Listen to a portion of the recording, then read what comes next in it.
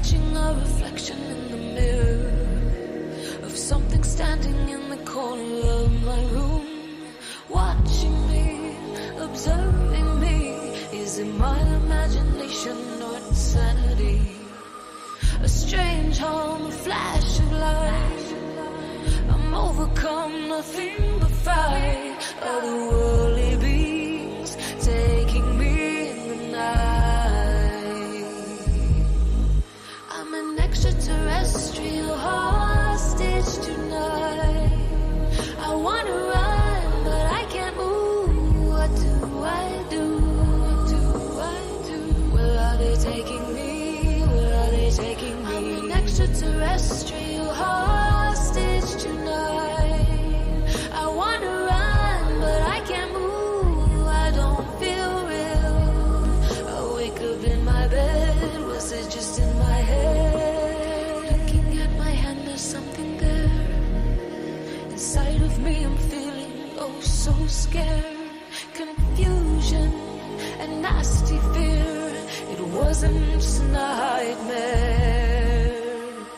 So loud, so bright, hypnotizing me figures lost in time. I'm tortured, surrounding me tonight.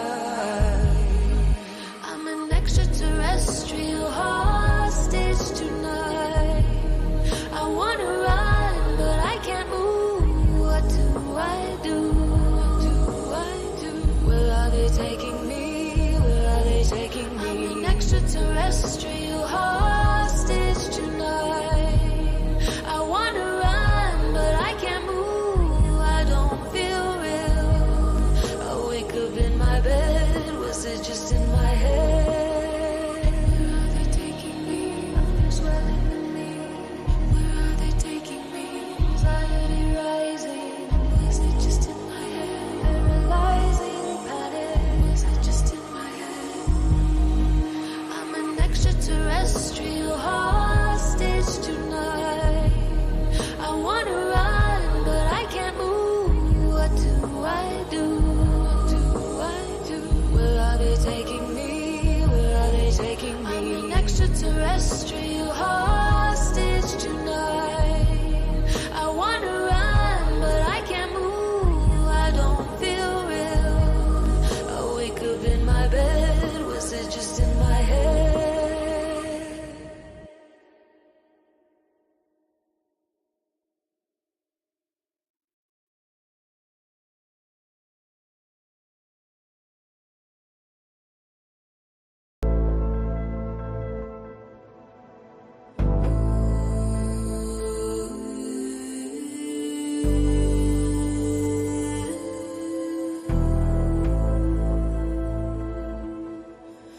Who's holding my hand in the darkness?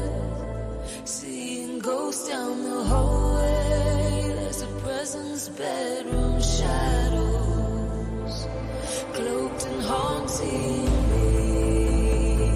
Cold hand touching me. Fear overwhelming me. Tapping at my window. I can't bear to open my eyes. A breath on my neck. Floating apparitions everywhere. Go to sleep with the light on. I wake up paralyzed.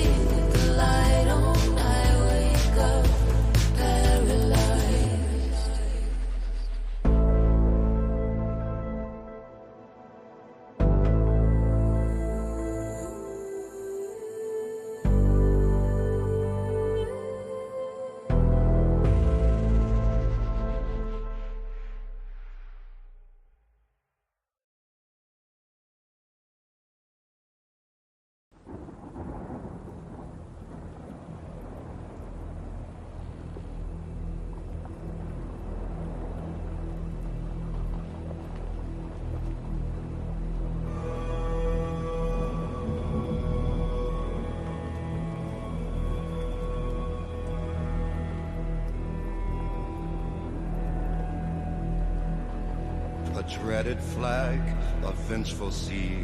Be careful what you say. There's always someone listening. The Dutchman tossed on the sea. I swore and the devil heard me. Now we're doomed to sail the 7 seas for eternity.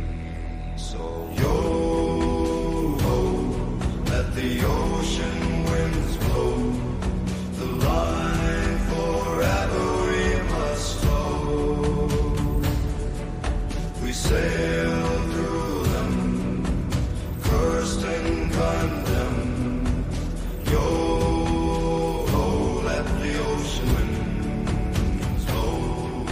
A sinister grin across his face said, you'll be doomed to this place. The devil heard my oath, shame of my boast. Oh, a ghostly ship from the depths, freedom from fear is the only gift of death. Yo-ho, let the ocean winds blow. The line forever we must tow. We sail through them, cursed and condemned. Yo-ho, let the ocean winds blow. If you cast your eyes, you'll join us like those before. We're an omen of the ocean.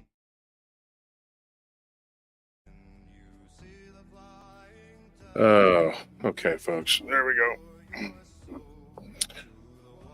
Oh, got a lot to talk about tonight. Gonna let the music fade out, I guess.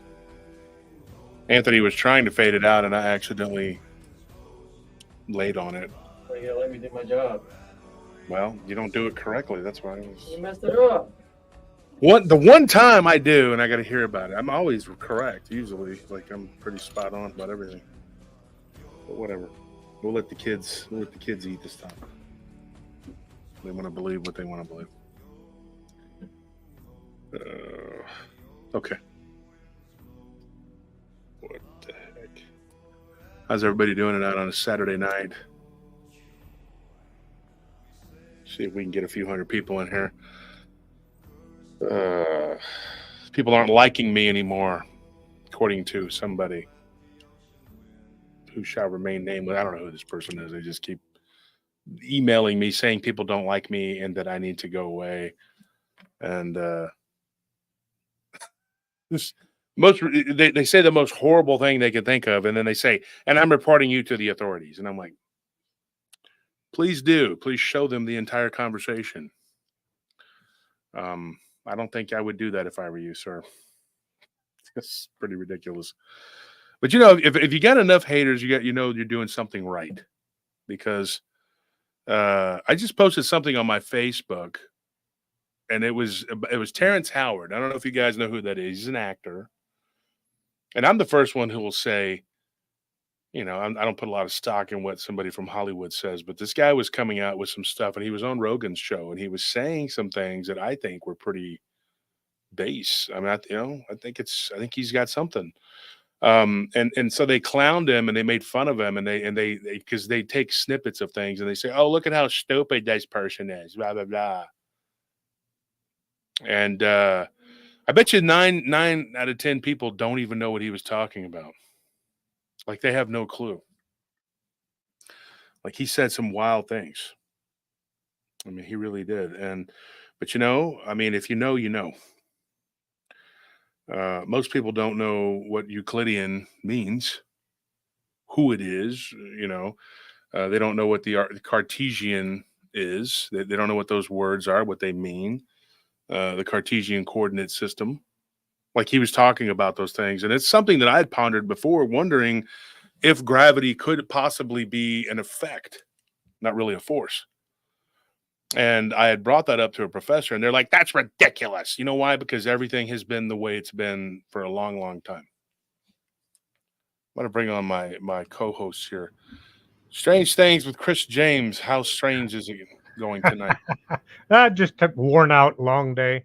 Yeah. Not used to having my wife home all the time. Oh, really? School is out, and she finds things for me to do. So you can't just be retired and enjoy yourself. No. So today we also have another guest here. Well, he's a guest co-host. He's Hi. smoking a doobie. What are you doing smoking a doobie, man? I'll do that later after the show. I gotta be Oh on point my God. right now, Josh. That's horrible. You're not a good person at all. doing No, that. hey, that's one person's terrible. Terrible people here. People smoking. Yeah. You have a It happens, penguin on man. your shirt, and he's been drinking. And thank you for that donation, Kate Hunter. That's probably the only one we'll get all night because apparently nobody loves us anymore, and because I beg. You got to be rich. You got to be rich to smoke. Those things are what, $10 a pack now? You got to be rich to smoke. No, I'm down here in Mexico, man. They're not that much. I pay Oh, that's 40, right. Yeah, 45 pesos is about $1.50. Oh. No, You only paying $2.50. $1.50? $2.50. What part of Mexico? I'm in the Yucatan Peninsula. It's called, I'm in a town called Campeche. These are faros, which is lighthouse cigarettes, and they're 45 pesos. Wow. Are they good? Yeah, they're heavy. They're a bit heavy, but they're good. They're better than trying to buy cigarettes you can't afford, like you guys were mentioning. Yeah. Well, it's funny because like we're trying to keep bad things away from you, but yet everything they put into our food, everything they put into is all just geared toward trying to kill you. Well, you're speaking my language, dude. It's all plastic now. But the good thing It down is. here, yeah, it's all, like pre-microwave, put it in the oven. No one like goes and buys fresh ingredients and makes anything good for the family anymore. So yeah, dude, I'm with you on that. But And here, ice cream doesn't actually melt anymore. It's very weird. or it's We got oddly creamy. We got some of this mayonnaise one time. It was fat free. Just I don't know. We thought it might be good for us, and left a little on the spoon overnight. And the next day, I couldn't get it off. Yeah. I had to get a knife, and It turns into a scrape yellow it off. ball. Well, it was like rubber. I Yeah. wonder what that was doing to the inside. We threw the jar away. Went back to the. What happens? And then if you get something that's sugar, don't ever get anything sugar free, folks. Heck no. Wait, Because there is actually an this additive YouTube? that they use. Go is ahead. this Chris. YouTube or is this? This is YouTube. Uh-oh. Never mind. So don't say big corporation names. Yeah. Or don't be too honest now. They don't have too Big much fun. P. Big P. Don't say it. Yeah, I tell you what. There's an additive that they put in like they're finding in xylitol, like if I'm saying that correctly, like chewing gum that's like sugarless. Yeah. It's absolutely terrible for you, and they're finding out that it causes strokes and heart attacks because it raises up your insulin levels that go through the roof. And they're like, oh, it's sugarless, and it's like worse than sugar. Mm-hmm. Terrible. Right. And now they're Right, finding when stuff comes out, they don't really know. It takes a few years before they figure out how bad it is and how bad it's going to kill you. And that's pretty much the whole gist of it. You don't know what's going to happen until it does. Well, it's always So, best to it's stay like- natural anyway. It's always best to stay natural. If you're gonna, if you're gonna eat sugar or honey or something of that nature. That way you don't have that big insulin spike and all this stuff they put in there to try to make it all space age and things like that. It's never good for you. And like you were saying, Josh, down the road you'll find out the ramifications of what you take. So. And down in Mexico, you have the piloncillo cone, like the little piloncillo, and that stuff is actually like brown sugar. It's straight from the cane. It's Yeah, actually it a doesn't lot melt. more healthy. Is that what I'm using? My girlfriend buys it. I guess that's what I'm using. Yeah, I don't it's know. She probably buys it's them- not imperial cane sugar down there. It's in little wrapper thingies, and it comes like a little pyramid looking thing. Really. If you leave it set out in the sun when it's 150 degrees out, the darn thing doesn't melt. Could you go in there and get the sugar out of there for me? Over there. You have Well, to hit it. it's- You have to hit it with a hammer. Yeah, Open it. Becomes really hard. The cabinet. If you reach it, see if you can see it. Open the other one next to it. No, you can't reach it. Hold on one second. We'll see what it is. You guys got me interested. yeah. Check it out. See what it is. Because it's probably healthier than what we got. I can tell you that up here. But I mean, you can get cane sugar too. It's called Azúcar, so it's sugar. Azúcar, yeah, that means sugar. Mascabado. I don't know what that is. Azúcar mascabado. Oh, that comes in like in a bag, huh? That's got to be like a name. Naturalmente azúcar de caña, so it's natural cane sugar. They have a bunch of people go down from the United States.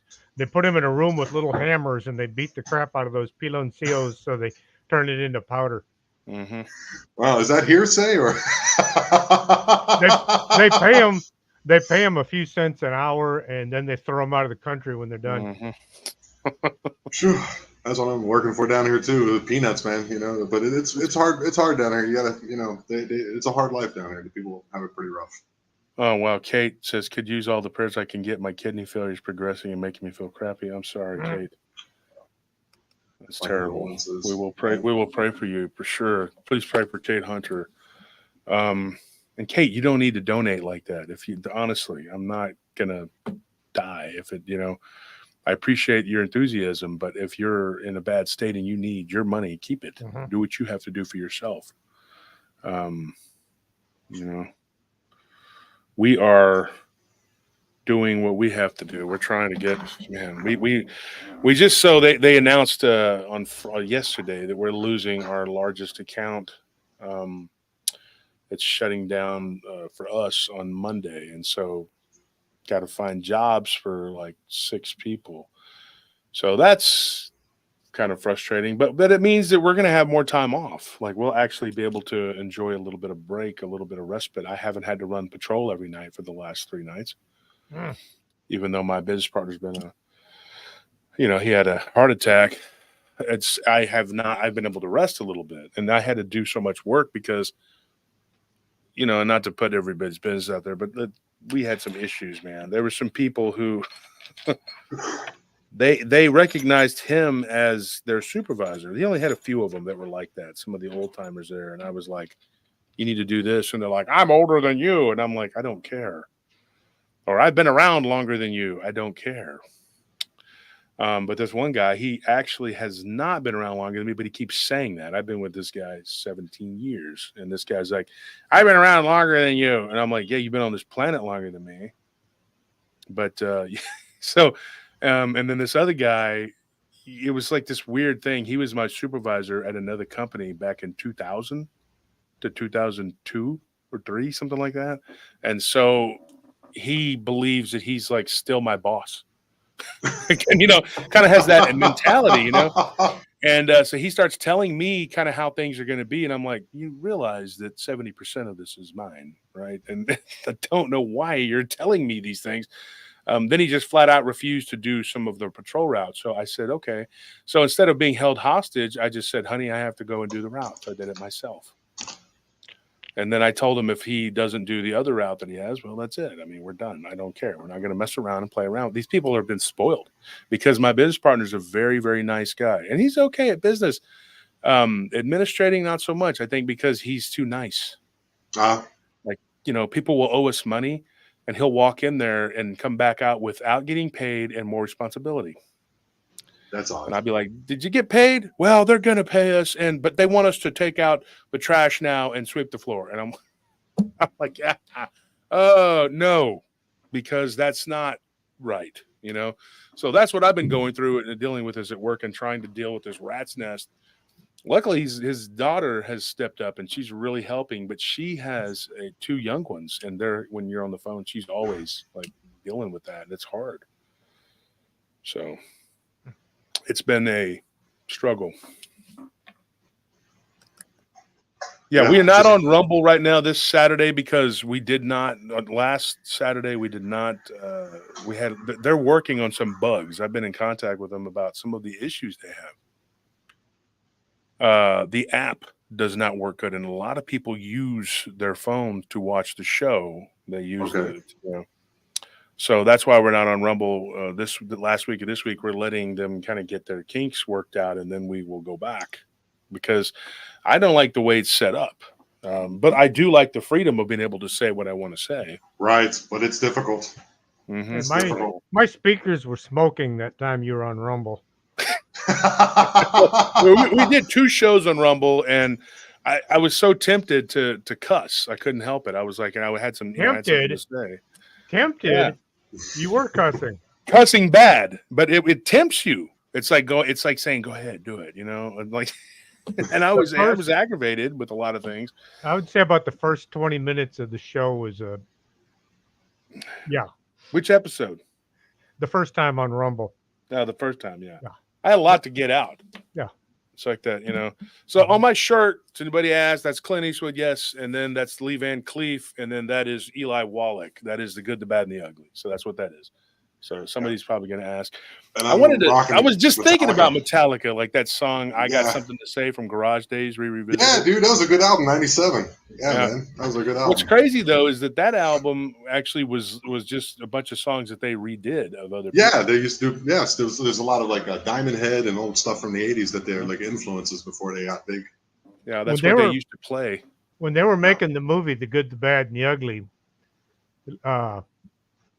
they almost killed several of the actors. Eli Wallach was one of them during the train scene. Yeah, he was laying on the ground, and the step missed the top of his head by Alec Baldwin's on the set, or what's going on? That too.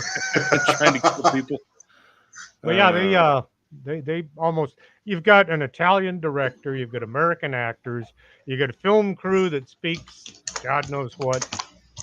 Things got confusing. The Mexicans were all played by gypsies. Yeah. It was crazy, It was just it's a crazy thing, man. Well, they look almost like Mexicans.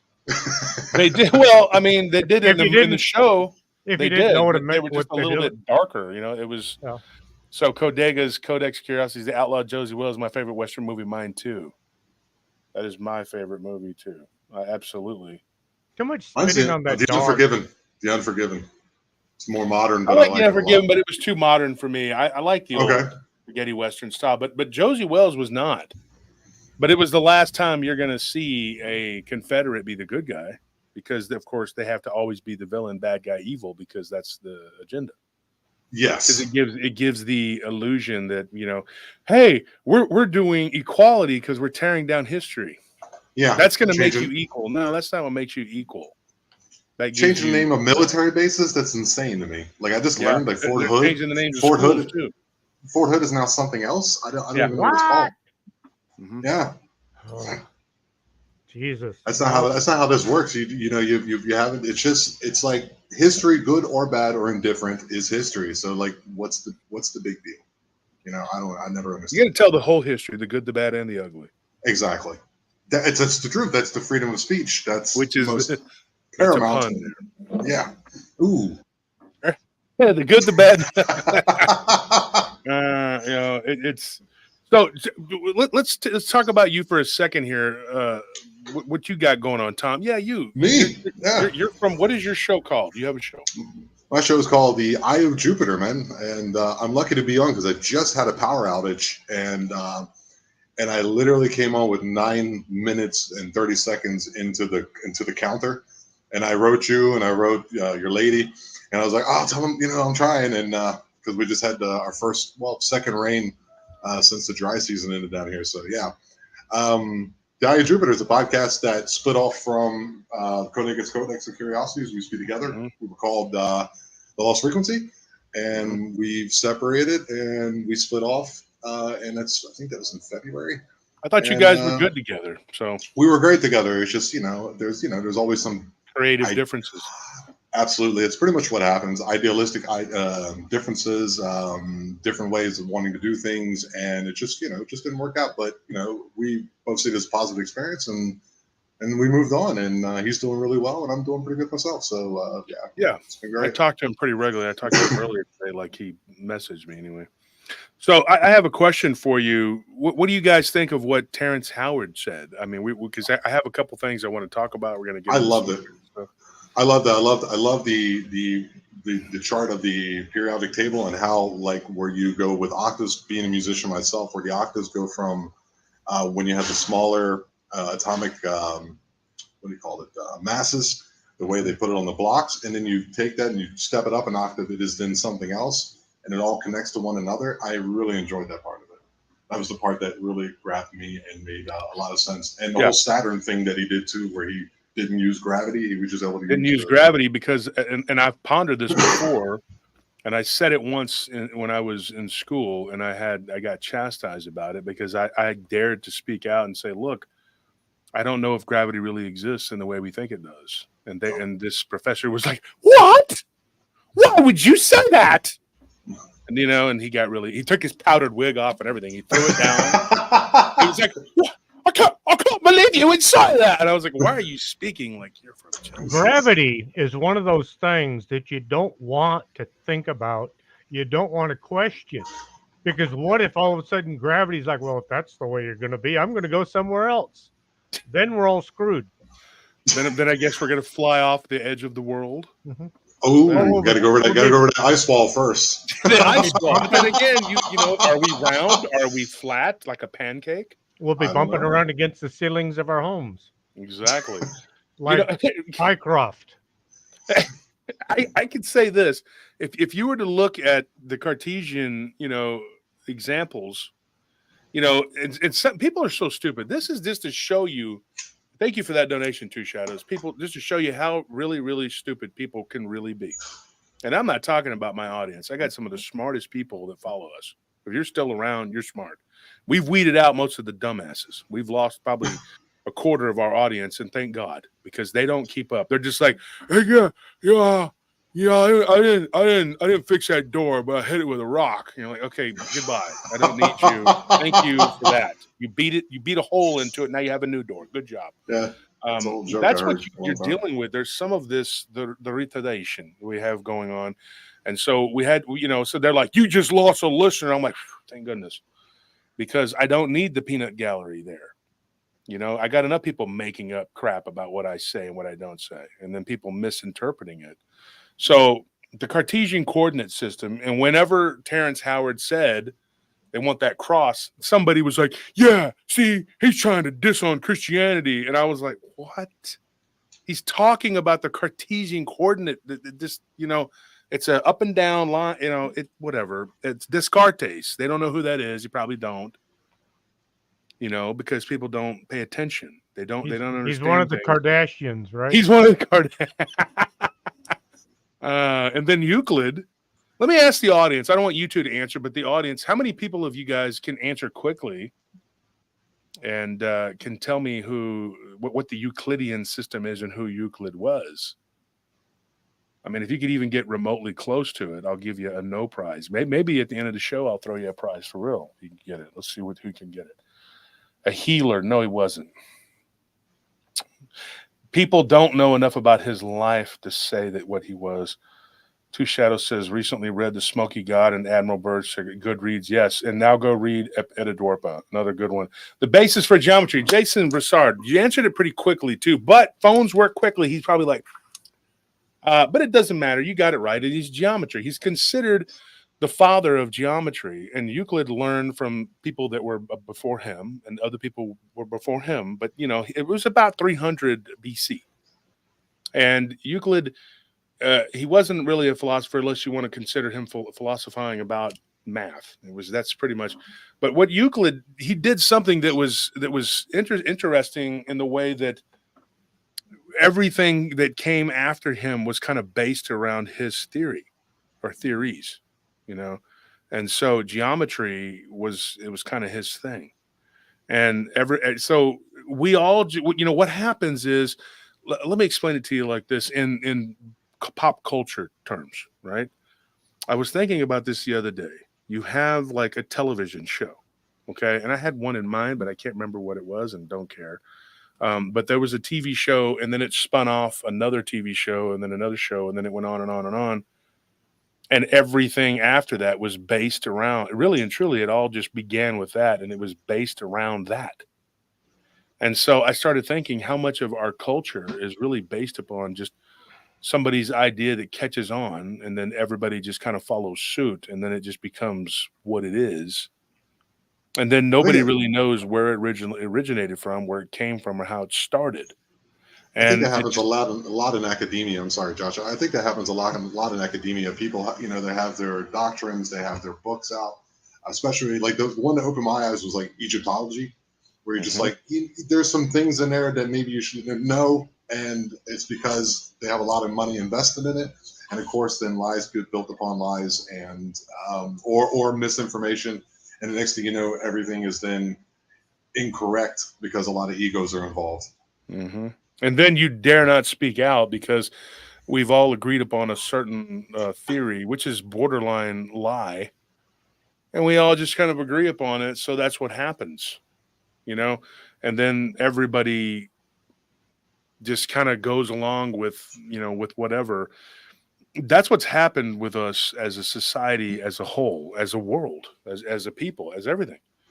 Everything has just kind of become like, you know, here in the West, we think that we've hung the moon when we ignore things from the East, unless you're into some hippy dippy crap.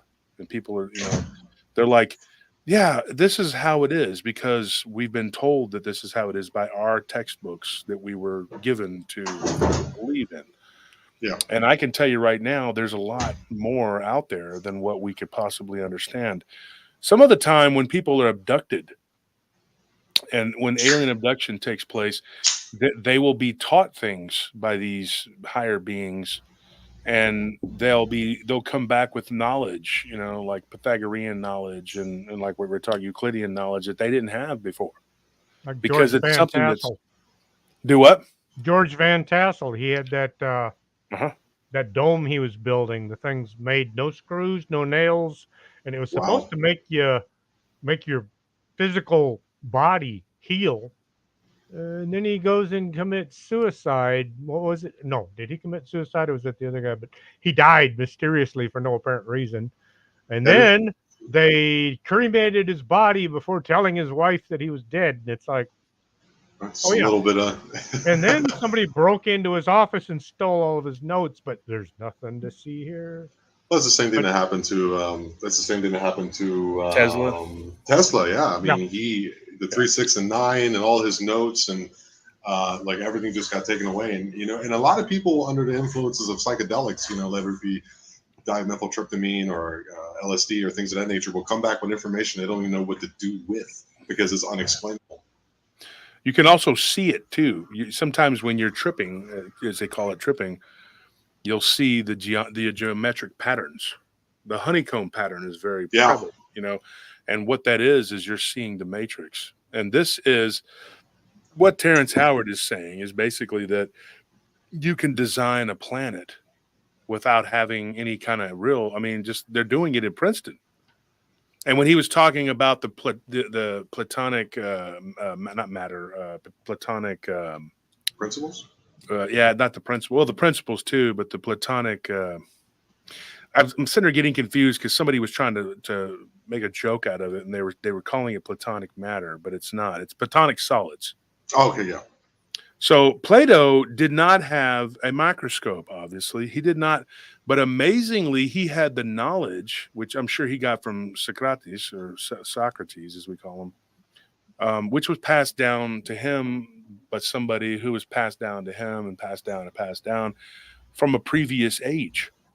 Wow. And I guarantee you that's what that is. So the platonic solid, if you don't know what that is, Plato had a theory that kind of like we were all bound together by micro, you know, that we can't see.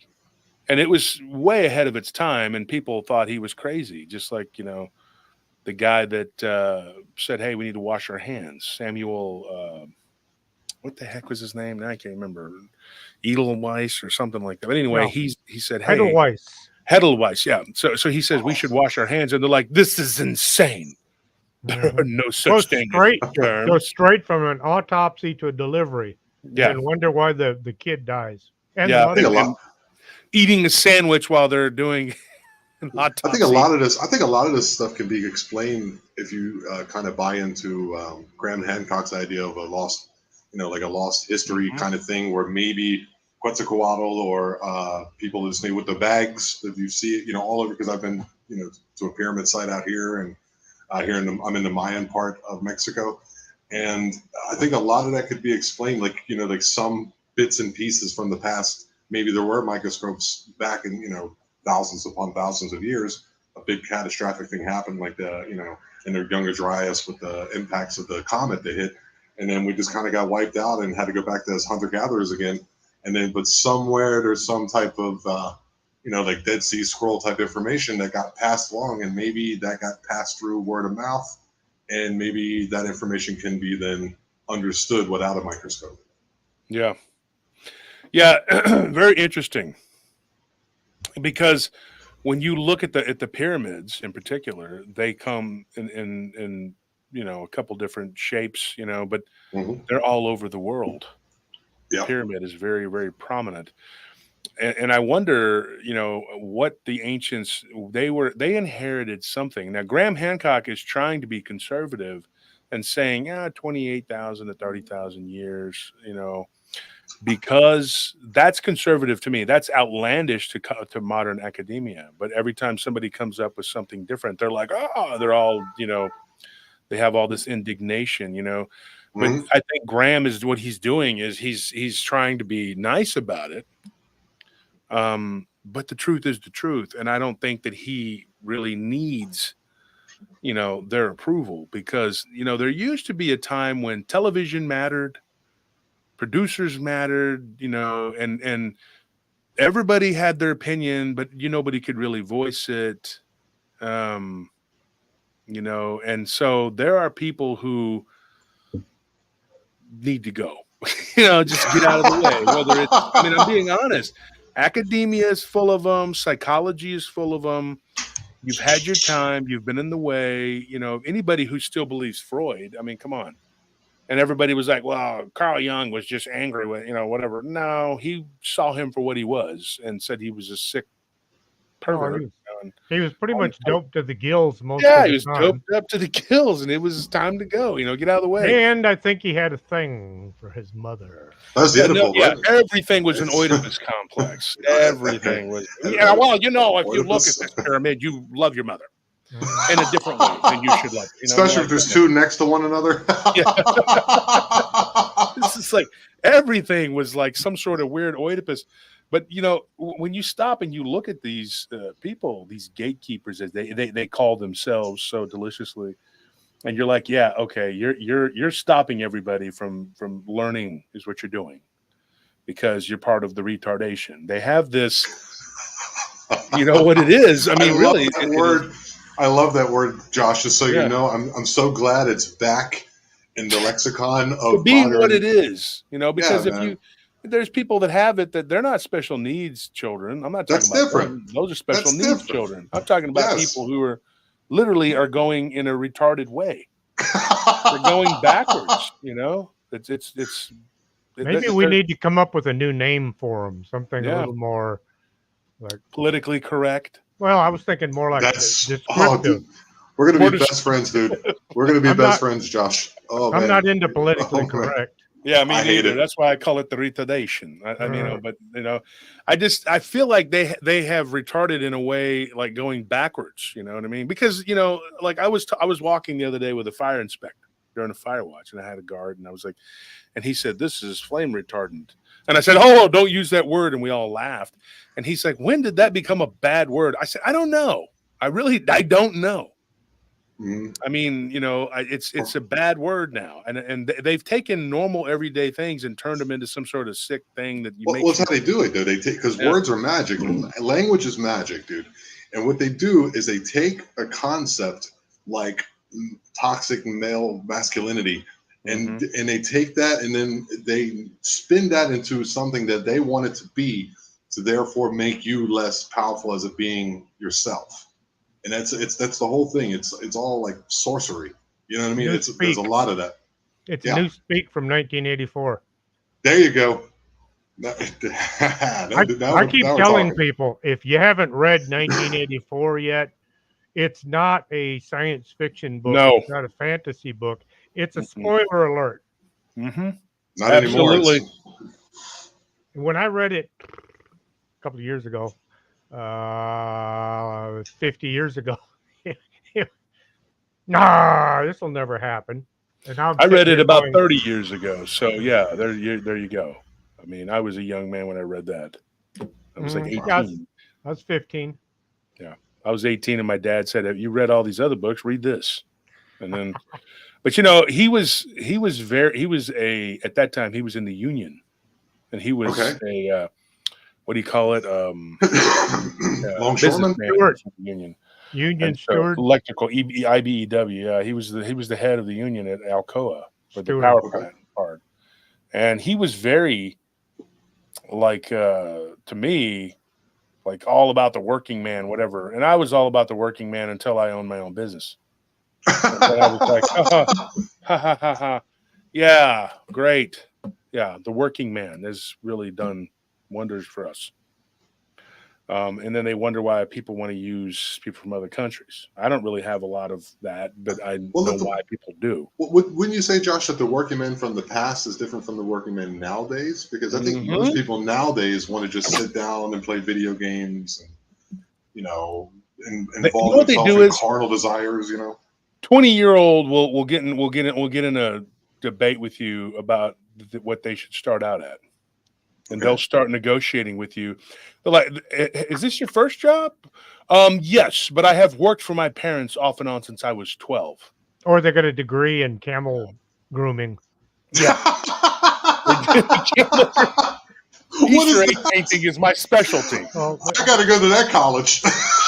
They have so 12 useless many degrees.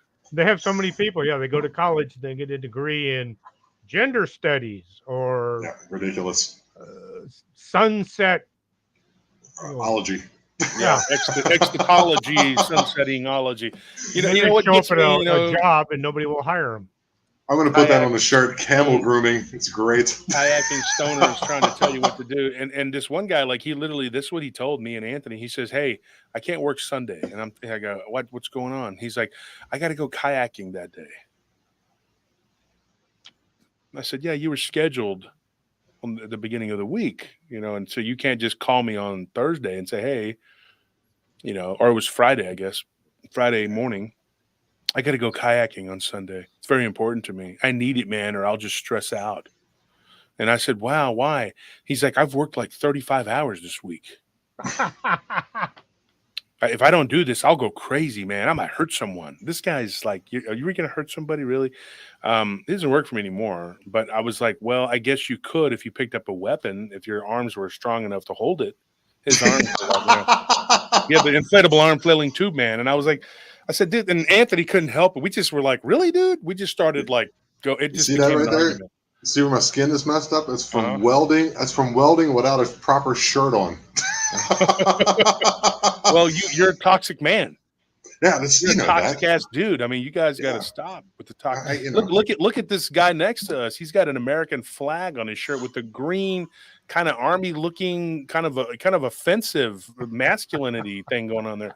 Yeah, and me being former military, I see that as stolen valor, sir. That is certainly. How dare you wear somewhat of a green shirt? But he was his border patrol, so he's. Okay, all right. 26 and a half years. Am I allowed to cross the border? We don't know. Do you have your papers? Wait. Have your papers. If you sneak in. Okay. Yeah, you can get all the benefits in the world if you sneak in. Just speak Spanish or some other language, and you can come in that way. You can just walk up to the border guards and go, and he's like, okay. I am fluent in German. Will that help? No. You can't do any European languages because then they'll be like, One of my friends is from Japan, and he's been here for 27 years. And his name's Takaru. I've known him forever. And he says now that they came to him and they were asking him for his information, like they wanted to make sure. And he had to go and prove to them that he was a citizen. He became a citizen 24 or 21 years ago, I guess it would be now, 2003. But I thought that was because I was there when he's one of my friends from the old days, and he's actually 9th generation samurai sword maker. Like they've been making him, and he can trace it back all the way 9 generations. He can go further back, but that's as far as he went. But he's like, okay, I get it, but he can tell you his lineage, but he's from Osaka. But what's crazy is that this guy, he makes swords, and these people want to go and ask him questions about his, same thing with my friend in California several years ago. He's actually, his dad's African American. His mother was from Germany, but they started questioning him about his citizenship because he was from Germany. And when they literally came to his job to talk to him, and then they were like, they kind of looked at him like, "Oh, you're not really German, you're black." And he was, so then like that made a difference. Which It is was weird. And extremely then racist. like he Extremely called me. racist. He goes, "I don't understand why these people want to mess with me. I've been here for so long. My father has fought for America, you know." And I said, "Yeah, but the way you talk, you sound like, you know, you need to be messed with, you know." I mean, you know, and if you answer the phone, you're like, "Yeah, can I help you? I'm looking for me Lucky Charms." He might mess with you too, because then they're like, typical IRA bad guy.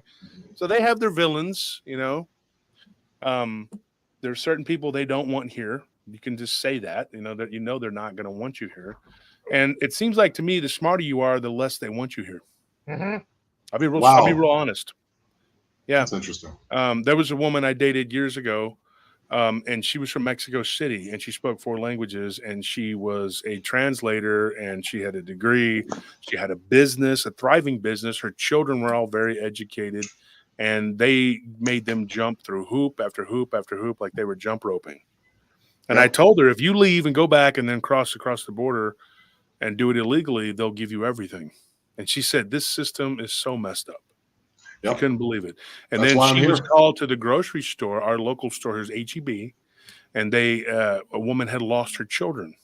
One of her children had disappeared. She had 8 kids. She was from Mexico, and she was like, "Why?" The way she talks, she says, "Why does your system allow them to have the children here and they take care of them?" I said, "I don't know." And she goes, "Where I from? No, they cannot do that. You have too many kids. Too bad. Nobody take care of you." And then she says, and then they lose them.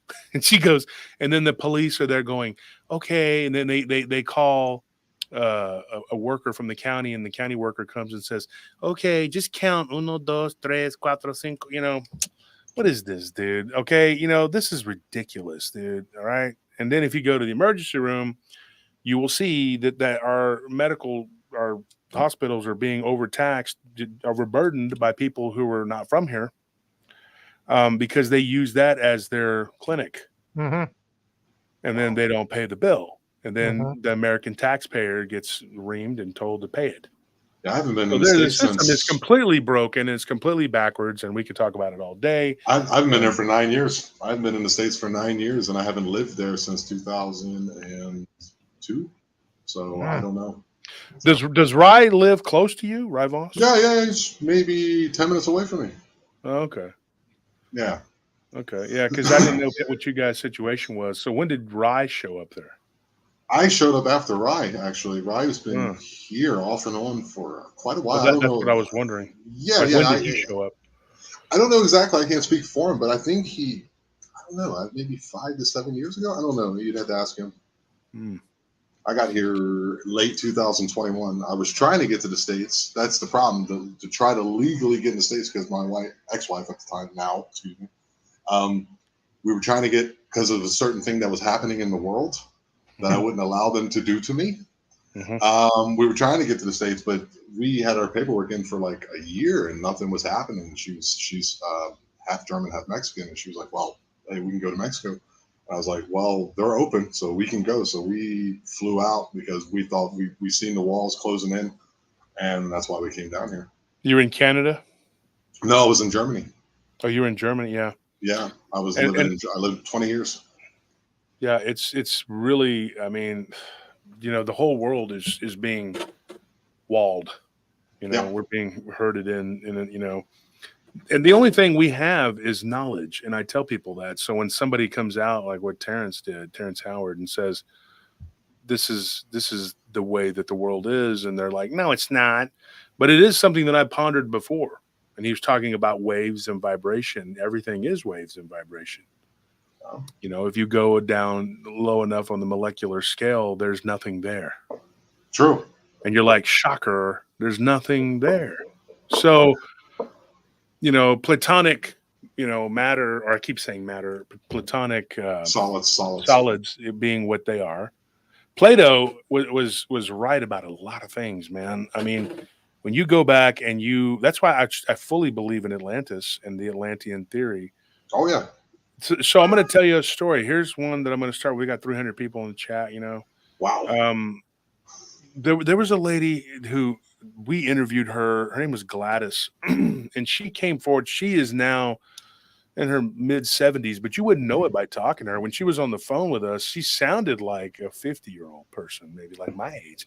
And I said, well, you're my age. And she's like, oh, no. She's like, I'm 20 years older than you. This was, a few years ago when we first met. And it was an ongoing abduction scenario that had been happening for quite some time. Hang on one second. Don't go anywhere. I got to just my internet. Hang on. Commence elevator music. It's the NSA. They're tapping. Yeah, there probably are. There probably are. I wouldn't doubt it. I wouldn't put it past them. They got their hands in everything. Where are you coming from right now, man? Where are you coming Laredo. from? At the moment? If I was about 3 miles further to the west, I'd be in Mexico. Okay, all right. And it's hot here. Yeah, it's been over 100. It finally dipped down to like 93 today, but it's been 100 to 110 for the last 2 months. And I'm putting in solar panels on. When Josh contacted me, I was down on a cattle farm in the middle of the nowhere, maybe an hour away from the Guatemalan border, and I had very little internet. And he was like, "Hey, who are you?" And I'm like, "Oh, I'm friends with Ryan." And he goes, "Oh yeah, I know you. Maybe one day I'll contact you and have you on the show." And I try to come on and my power goes out. So it's been a trip. It's like every time Art Bell was having some really cool, controversial UFO person on his show, all of a sudden they'd lose the radio transmitter. Yeah, they would triangulate. It happened so many times. Yeah, it was like, and we're not talking a little setup. He had these 3 huge antennae in his backyard, and yet somehow they'd lose the signal. Yeah. It kind of makes you wonder about who is really listening. Is there some guy in a closet somewhere? He's got the headset and he's sitting there and says, "Oh, they said the wrong word. Hit the kill switch." Nowadays, it's probably on an algorithm nowadays, to be honest with you. You say something wrong, you talk about a subject they don't want to hear, and they can just blank you out, Well, yeah, I've got many arguments with YouTube, which that's a waste of time. I did a show about the Zodiac Killer. Okay. Now, it was just the history of the Zodiac Killer. And I get a nastygram from them telling me that I can't use that name because it's copywritten. It's like, what? Wait. The Zodiac Killer copywrote his name? And they're like, yeah, you can't use that name. You're going to have to call it something else. So I just took Zodiac and Killer and I combined it into one word and I resubmitted it and they were fine with that. I'm still wondering, it's like a bunch of loopholes to get. That's the thing. Like nowadays, the truth is now the thing that is outlawed. They'll come at you if you tell the truth about anything. Yeah.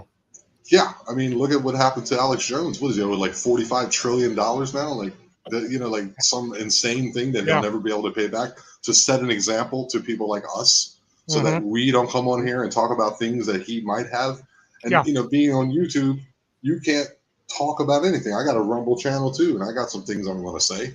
But Josh was saying, I want to do some live streams over there. And it's very complicated. It's like, I'm not tech savvy. So, but I think that's what we need nowadays is people to get out there and tell the truth, at least. Because if everybody was doing it, they couldn't police it as easily. Well, it's happening. I think the awakening is upon us. I don't think people say it's happening. It really is. I think people are going, oh, yeah, you're going to give him 36 accounts of so-and-so and such and such, and we don't know exactly what. Wait a minute. How is this not totalitarianism? I mean, I don't care who you are or what you believe in. That's not my point, because I don't like those discussions. But to take a political opponent and then put him in jail or to put him where he can't go onto the ballot is totalitarianism at its finest. But the other side doesn't care. They did the same thing to Abraham Lincoln. Okay. Yeah, he's the only other presidential candidate to ever be removed from political ballots. Well, that's going to happen twice, and we all know what happened last time. There's no way a dude in the basement who's half dead can get as many votes as he got. But I'm just saying that's just it's conjecture. I'm not sure. I don't. Who knows what? I don't know what I'm talking about. That guy, The that thing is, though, when you start talking about anything that's truth, they're like, "Well, what could he talk about next?" Because Yeah. you're going down that rabbit hole of truth. Nothing that's been happening has been correct, and it's Yeah. But if I So have a here- cat here's- video, that's completely fine. Like anything to like fill up your day instead of something that's like worth like yeah. chewing on. You know. cat Oh, there you video. go. There's your cat video, everybody. She's trying to eat my headphone cord, and so I'm having to hang on to her. Otherwise, she'll bite through it, and then it'll get ugly. She's gotten into the catnip or something. I've only got 5 cats around me right now, but this is the dangerous one. But yeah, it's getting. I think people are getting really fun. getting sick of the nonsense, and Well, they opened the box. They opened Pandora's box. They were Yeah. like, well, here's the internet. And they thought at the time there would only be like maybe 10 sites and everyone would go there. And then it just kind of, it just like, Terrence McKenna said, it just opens up into everything. And now they're, basically calling free speech, which is completely and utterly against the concept of what it is to begin with. And they're like, oh, no, it's a private company and blah, blah, blah. It's all BS. yeah, isn't it traded on the public stock exchange? So therefore, it's not a private company. Some of the smartest people, I'm going to tell you right now, some of the smartest people I've ever met are mentally lazy when they're not doing their jobs. And one of my best friends, she doesn't watch the show, so I can talk about her. I love her to death. She's literally one of my best friends on earth. I've known her since we were babies. Our parents grew up together. We grew up together. Her name's Heather. And her and my wife talk pretty regularly. And my wife's not going to snitch me out, but hopefully hopefully not. But here's the thing about Heather. She is very in tune when she's doing her job, which she's very good at. And she's smart. She's very smart. She's very, very business savvy. She's good with numbers. Take her out of that setting and she will veg out and not do anything but look at, pop culture.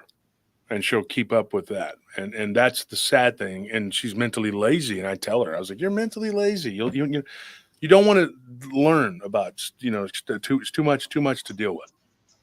She knows there's things going on. I mean, she believes like me in a lot of ways.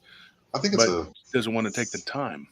I think it's a fear too, like a fear of like, because like I don't know if it's probably a philosophical concept that I've already heard or whatever, but there's 2 types of happiness. There's the happiness of not knowing, and then there's the happiness of knowing. And that gap in between is very difficult for a lot of people. Very difficult. Yeah. The trouble with knowing is it's also very annoying because this isn't right. Yeah. You try to tell people, they're like, what do you know? I don't want to hear that. Right. Yeah, because it freaks The them out. biggest problem too is people get caught up on minutia. There are people right now who hate my guts, who believe like me 95%, but because we don't believe the same 5%, they want to wage war. But yeah, I realize something about them. They're very underhanded and they're very, very evil because they have gone around and said that that's me. And I'm like, y'all, if you're paying attention, you'll know it's not me. I'm not the one saying all this crap. They do. And then I just post it on the PRT news. Like, here, go look at it. Right. I'm not the one saying it. So that doesn't hold water. It doesn't hold water when you're saying it. But all over a few percentile that I don't believe like you. Yeah. But I have the balls to say I don't because they are going to follow a dogma that has been established, thousands of years ago, whatever, and they don't want to change from it. It's kind of the human condition too, dude. It's the human condition. I mean, I'm a metal musician, comedian, and you'll find, like a great band, but they don't play a specific way on the drums. I don't really like that style. It's more deathcore or whatever, because that's what I was doing. I still do what I want to. Or comedy, like, he says a certain joke and he says this certain topic, therefore I don't like them. And it's like that crab in a bucket mentality where, like, instead of like trying to promote everyone and push everyone up, they see something that you're doing and they want to pull you down because they feel somehow like mentally superior. It's some type of ego, which is also Freud. And to go back to Freud, it doesn't make sense like Josh said, but like that concept, like I'm better than you, therefore I deserve this, and they didn't put in the legwork for it. You know, that's a lot of that too. Yeah, and they think that part of what you built it belongs to them. None of what I built belongs to you. That's how Marconi got credit for inventing the radio, Yeah, even dude. though he stole all of Tesla's patents. And well, Marconi, he came from a rich family, and his family had influence in Italy. So yeah, and that was Edison electrifying an elephant on the streets of New York to show that Edison Tesla and stuff Marconi didn't both work. are, to me, a couple of frauds. I mean, I've talked about them on the show before. Yeah, they're crazy. Edison made a lot of his money in the early years figuring out how he could slip around somebody's patent and then redesigning something that somebody else had built. But of that's course, all he did. He changed something a little bit. Yeah. What people don't realize, though, too, like changing something, altering something just a little bit can really. There's a guy that was on the internet yesterday. I was watching. I don't watch a lot of stuff, but this was interesting. And I have a couple friends who are always sending me science stuff because they're scientists, and we were together as friends when we were young and running around doing whatever. And one of them became a molecular biologist, and so he's always sending me things. And he says that I'm the only person he can talk to that's not directly in the science community, that's intelligent enough to understand what he's talking about, but still be human. Wow. So anyway, I've known him. I call him Nino. That's what we called him, El Nino, when we were young, because he was the one that first explained to me about the El Nino La Nina system. And so I was like, oh, wow. I was like 21 or something when he taught me that. Very, very intelligent guy. His name is Edgar. And so we were talking the other day, and he said, I'm going to send you something. Check this out.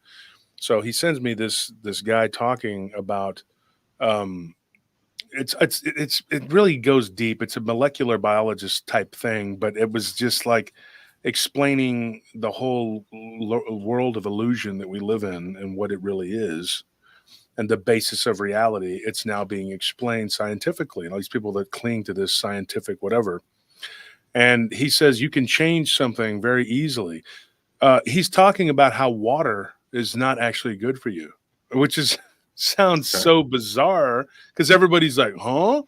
Well, what he was saying is just drinking basic water is not really helping. And when you need to get water from certain nutrients like fruits and vegetables that are like mostly water based, like watermelons and cucumbers. And of course, watermelon is an oversized cucumber. Watermelon did not exist like 2,000 years ago.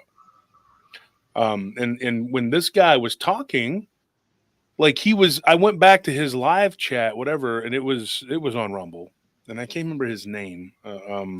I'll post it on my Facebook, but he was talking, and there were people saying the most ignorant stuff you could possibly imagine. Like, this guy's dumb as hell. And I'm sitting there listening to this guy, and I'm like, he's actually correct, because what he knows that you don't know is that you can take one molecule and change something completely.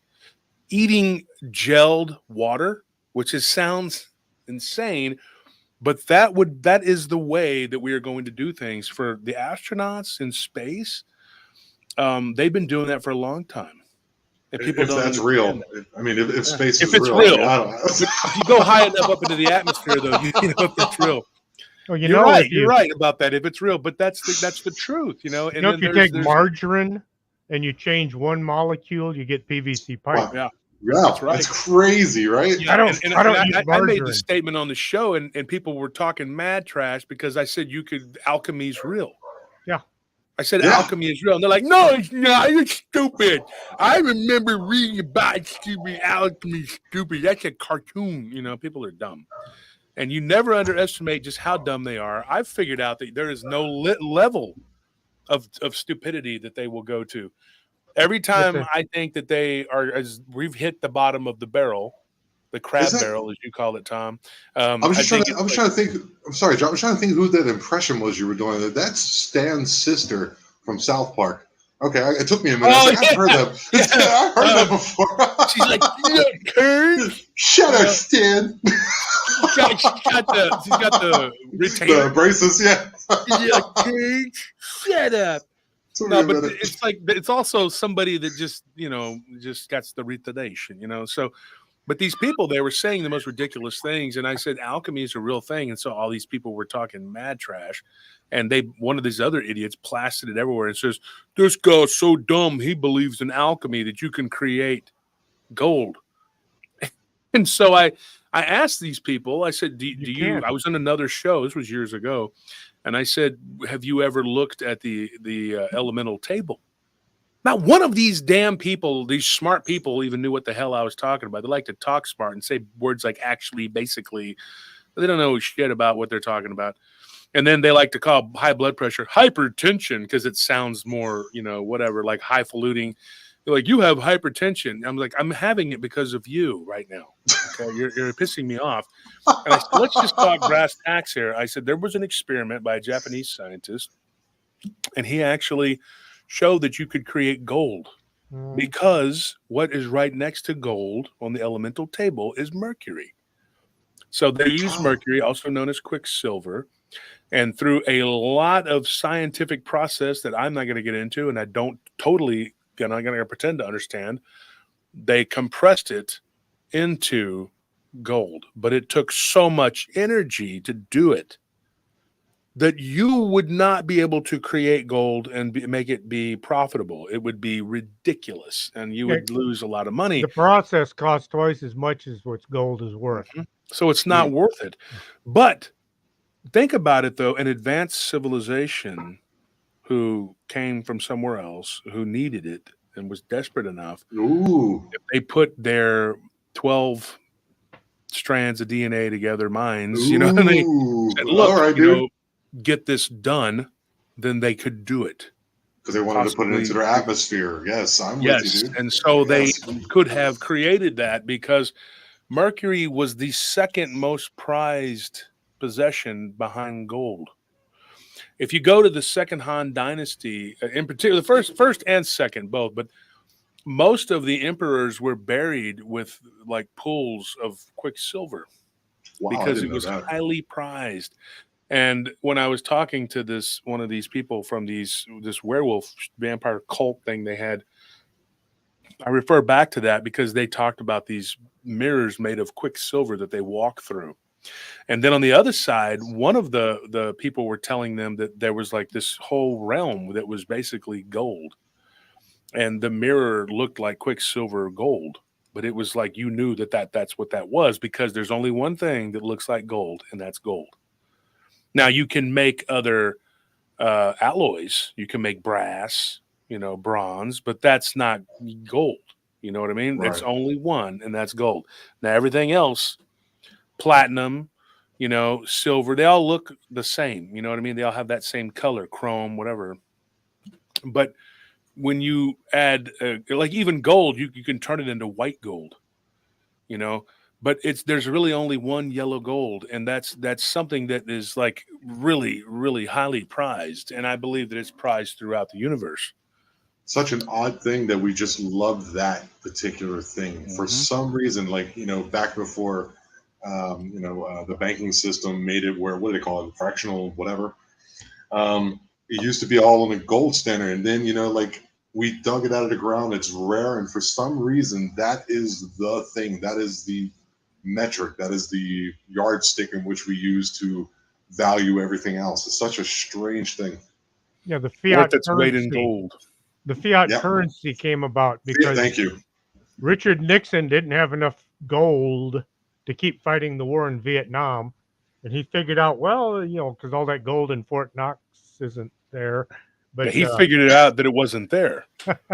What's crazy though is like, Nixon, he was another one. He wanted to do things like audit the feds, and he wanted to reopen the JFK assassination case. And he liked looking at UFOs and dead aliens. He did. And so they were like, I'm just going to do Kissinger's voice. He's like, we really got to get rid of this guy. He's starting to figure some things out, and then I got a pimple on my ass. That's a good Kissinger. And then he's like, why don't we can't kill another sitting president. We can't just kill him like we did JFK. We got to do let's set him up. Mm. Wait a minute. Whoa, He's whoa, dumb whoa. enough to buy it. He'll go. Whoa, for it. JFK was killed? What do you mean? Yeah. Insane. Yeah. Yeah, no, he's in the underworld. He's down there ruling, Mm. where time does not exist. No, when you stop and you look at this, the whole whatever. So there was a woman that got in touch with us, and she had been an abductee for a long, long time. Let me get on track here. And yeah, and so somebody's going to be like, actually, it was 1:15 before he actually told some stories. I'm time stamping it for you. You're welcome.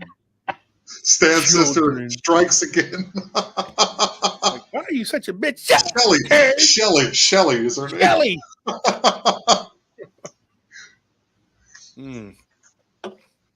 The episode with Cartman and her going at it, were fighting. That was epic right there. I haven't seen that in years. Yeah. So what ended up happening is she told us she was taken aboard a craft, and she had been shown things like that we don't have in our world, like things that we couldn't imagine, and that there were all these different types of geometric shapes and patterns and things that were shown to her. And she said that these Pleiadians, as they called themselves, had shown her that where they were in the galaxy. Now, get this. This is what's weird, though, and this is the one thing that stuck out with me with her, and I thought this was most important because she said they were showing me there were all these lights, like little dots, that and some of them were in the middle of nowhere, but not many. And then she said that, and look, and Shade Viking already says it here. Huh. Wow. So anyways, he says something. I was just going to say something about dark matter. She said, your galaxy is so far from ours. How long does it take to get to us? And they're like, not very long at all.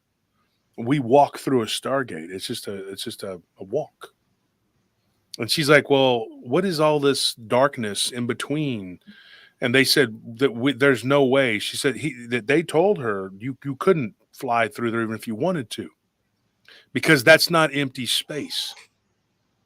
It's matter, and it's a dark matter, and we don't know what it is. You would have to drill through it. That sounds crazy, right? That doesn't even. So this isn't this wasn't the first time that I had ever been told this. Now, there was a woman that was an abductee that me and Scorpio had interviewed years ago, long before the show was ever thought of. And we thought, well, maybe one day I'll do something with this. Maybe we won't. But I remember her, and she introduced me to another abductee because I stayed in touch with her. And her husband was a soldier. Speaking of Fort Hood, he used to be a lifer in the military. And she passed away, and me and him stayed friends. And so years went by, and I messaged him one day. His name was Herman. And I said, Herman, I have a question for you. I'm thinking about starting a show. This was back in 2018. And Armando, my co-host, he was an Army guy. And he was in the Army for years. And I said, we're going to start a show. And so him and Armando got to know each other, and we all hit it off.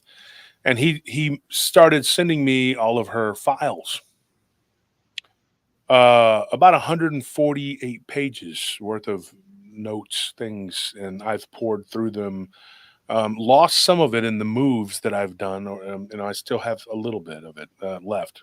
We've put onto the computers. But it was interesting. One of the things that she talked about, she introduced me to another woman named Cheryl. Or Shirley, I'm sorry. And Shirley, what she told me in a subsequent interview, was very similar. That she had been talking to these people called the Arcturians, and they told her the same thing, that you would be more, it would be more akin to drilling from their planet to ours rather than flying. That the spacecraft only comes in, drilling, the spacecraft would only come in play whenever you're here on the Earth. And there is a type of what they called an artificial gravity, because our world was created with an artificial gravity, and that our world was an artificial world, meaning that there was a divine creation, yes, but our world was created by other beings. And the what they called, there was a word that she used, I can't remember. And I know Scorpion's asleep right now because he's in between his shifts, so can't message him. I don't know. Hey, Anthony, if you're listening, I don't know where he's at, but if you're listening, get Scorpion on here. I don't see him in the chat, or D, because they know this woman and maybe they can remember the word she used. It was I want to say a codex, but that's not correct. She called it a oh my gosh, I can't remember the words. Anyways, there's like this formula that they used to, like a grid that they used to map out the world, and it's an ever expanding thing. And she said that they showed her this, like it was like, here's your world, and then bouncing off of it are these bubbles, you know, sort of, so to speak, and there are other worlds. But there was a name she used for it, like it was like a template, but it was on like a tablet type thing, and they showed it to her.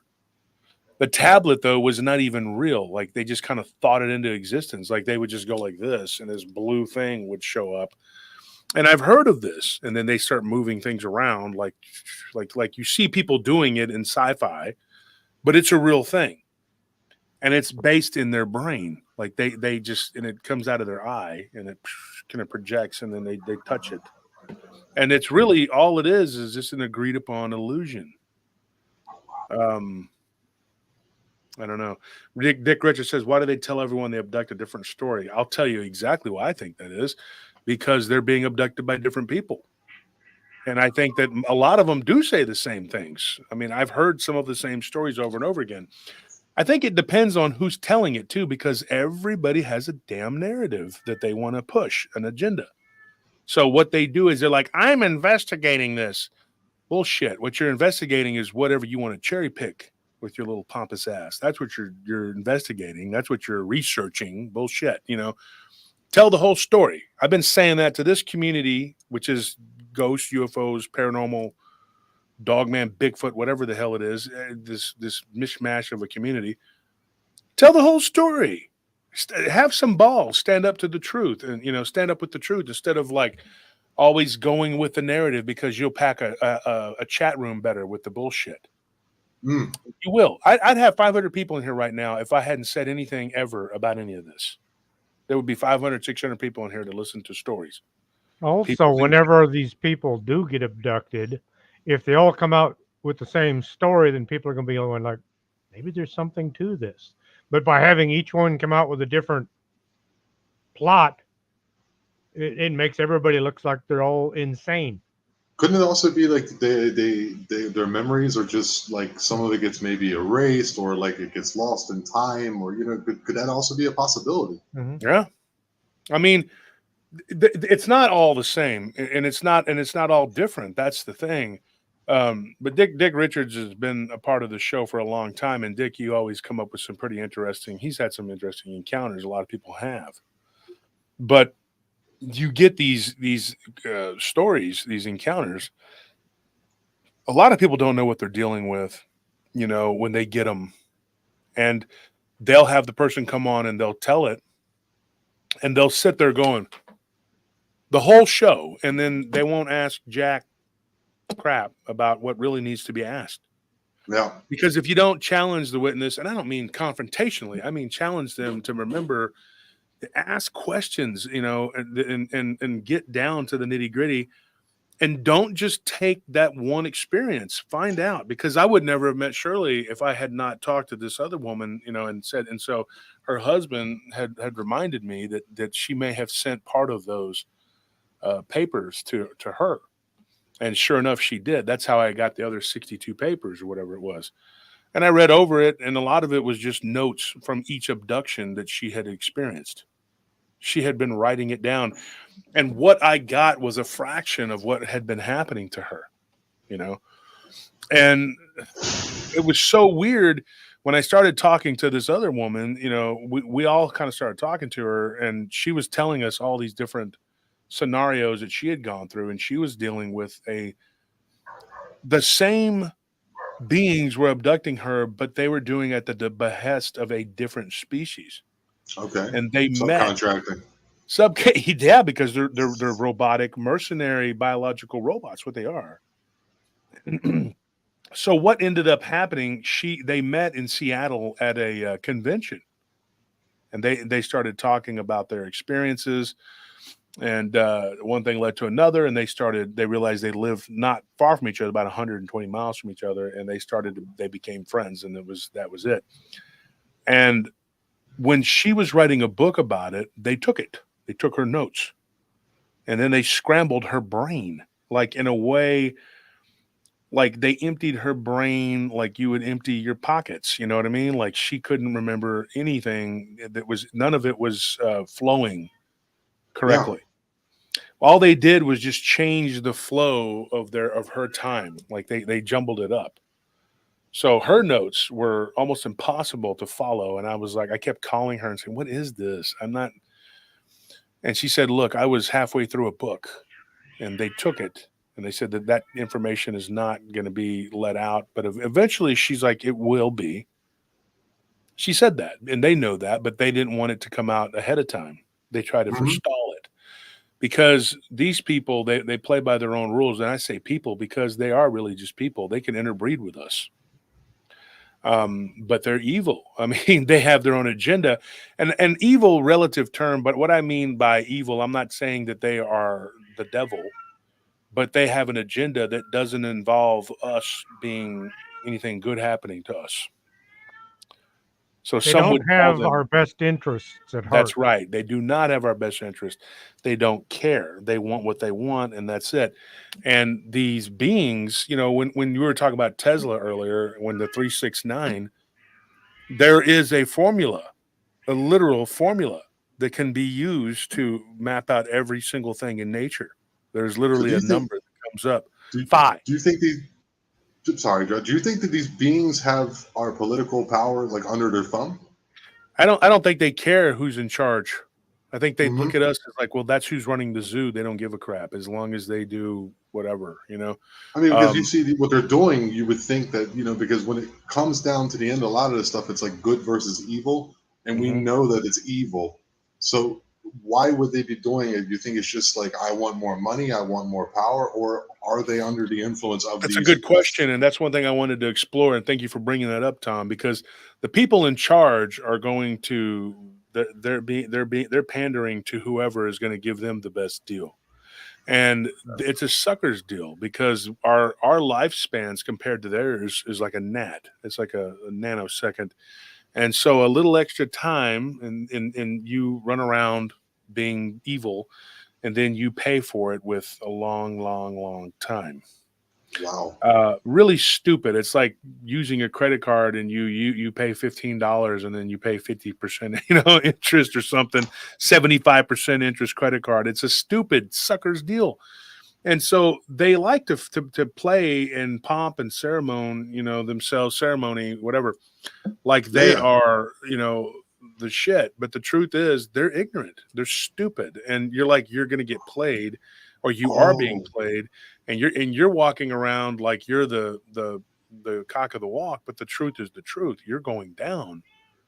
And okay. those that like Jesus says, last will be first will be last. I mean, it's pretty true, those that are in charge and that are making these deals with these entities, as I call them, whatever. Yeah. They're literally gambling with their eternal soul. So You're what going do to you be a think about slave in a hell realm for all eternity. the symbolism that you're using? So like, do you think that there's something to like the fact that they have to kind of present it in a way in which we accept it? You know what I'm saying? Like it's a Yeah, magic thing. because some of their masters too are telling them that they can circumvent God's laws, which uses karma. The true God, uses karma to police everything. Thank you for that donation, and thank you for recognizing that it is hard work. People don't. I It can't is. just. I can't tell you. I'm a very busy man, and I do this because I'm passionate about it. I'm not doing this to make money, but it does help so that I can continue to do this. So I can justify it. Today, once again, I was kind of kicking around the idea about either taking time off from the show or, and it's not because of these little punks going around making up stuff or whatever. I don't care about these people. It's hard work. I'm just tired. Yeah, I'm tired. And if Yeah, it's you've hard done a work. podcast or a YouTube show, you figure it out.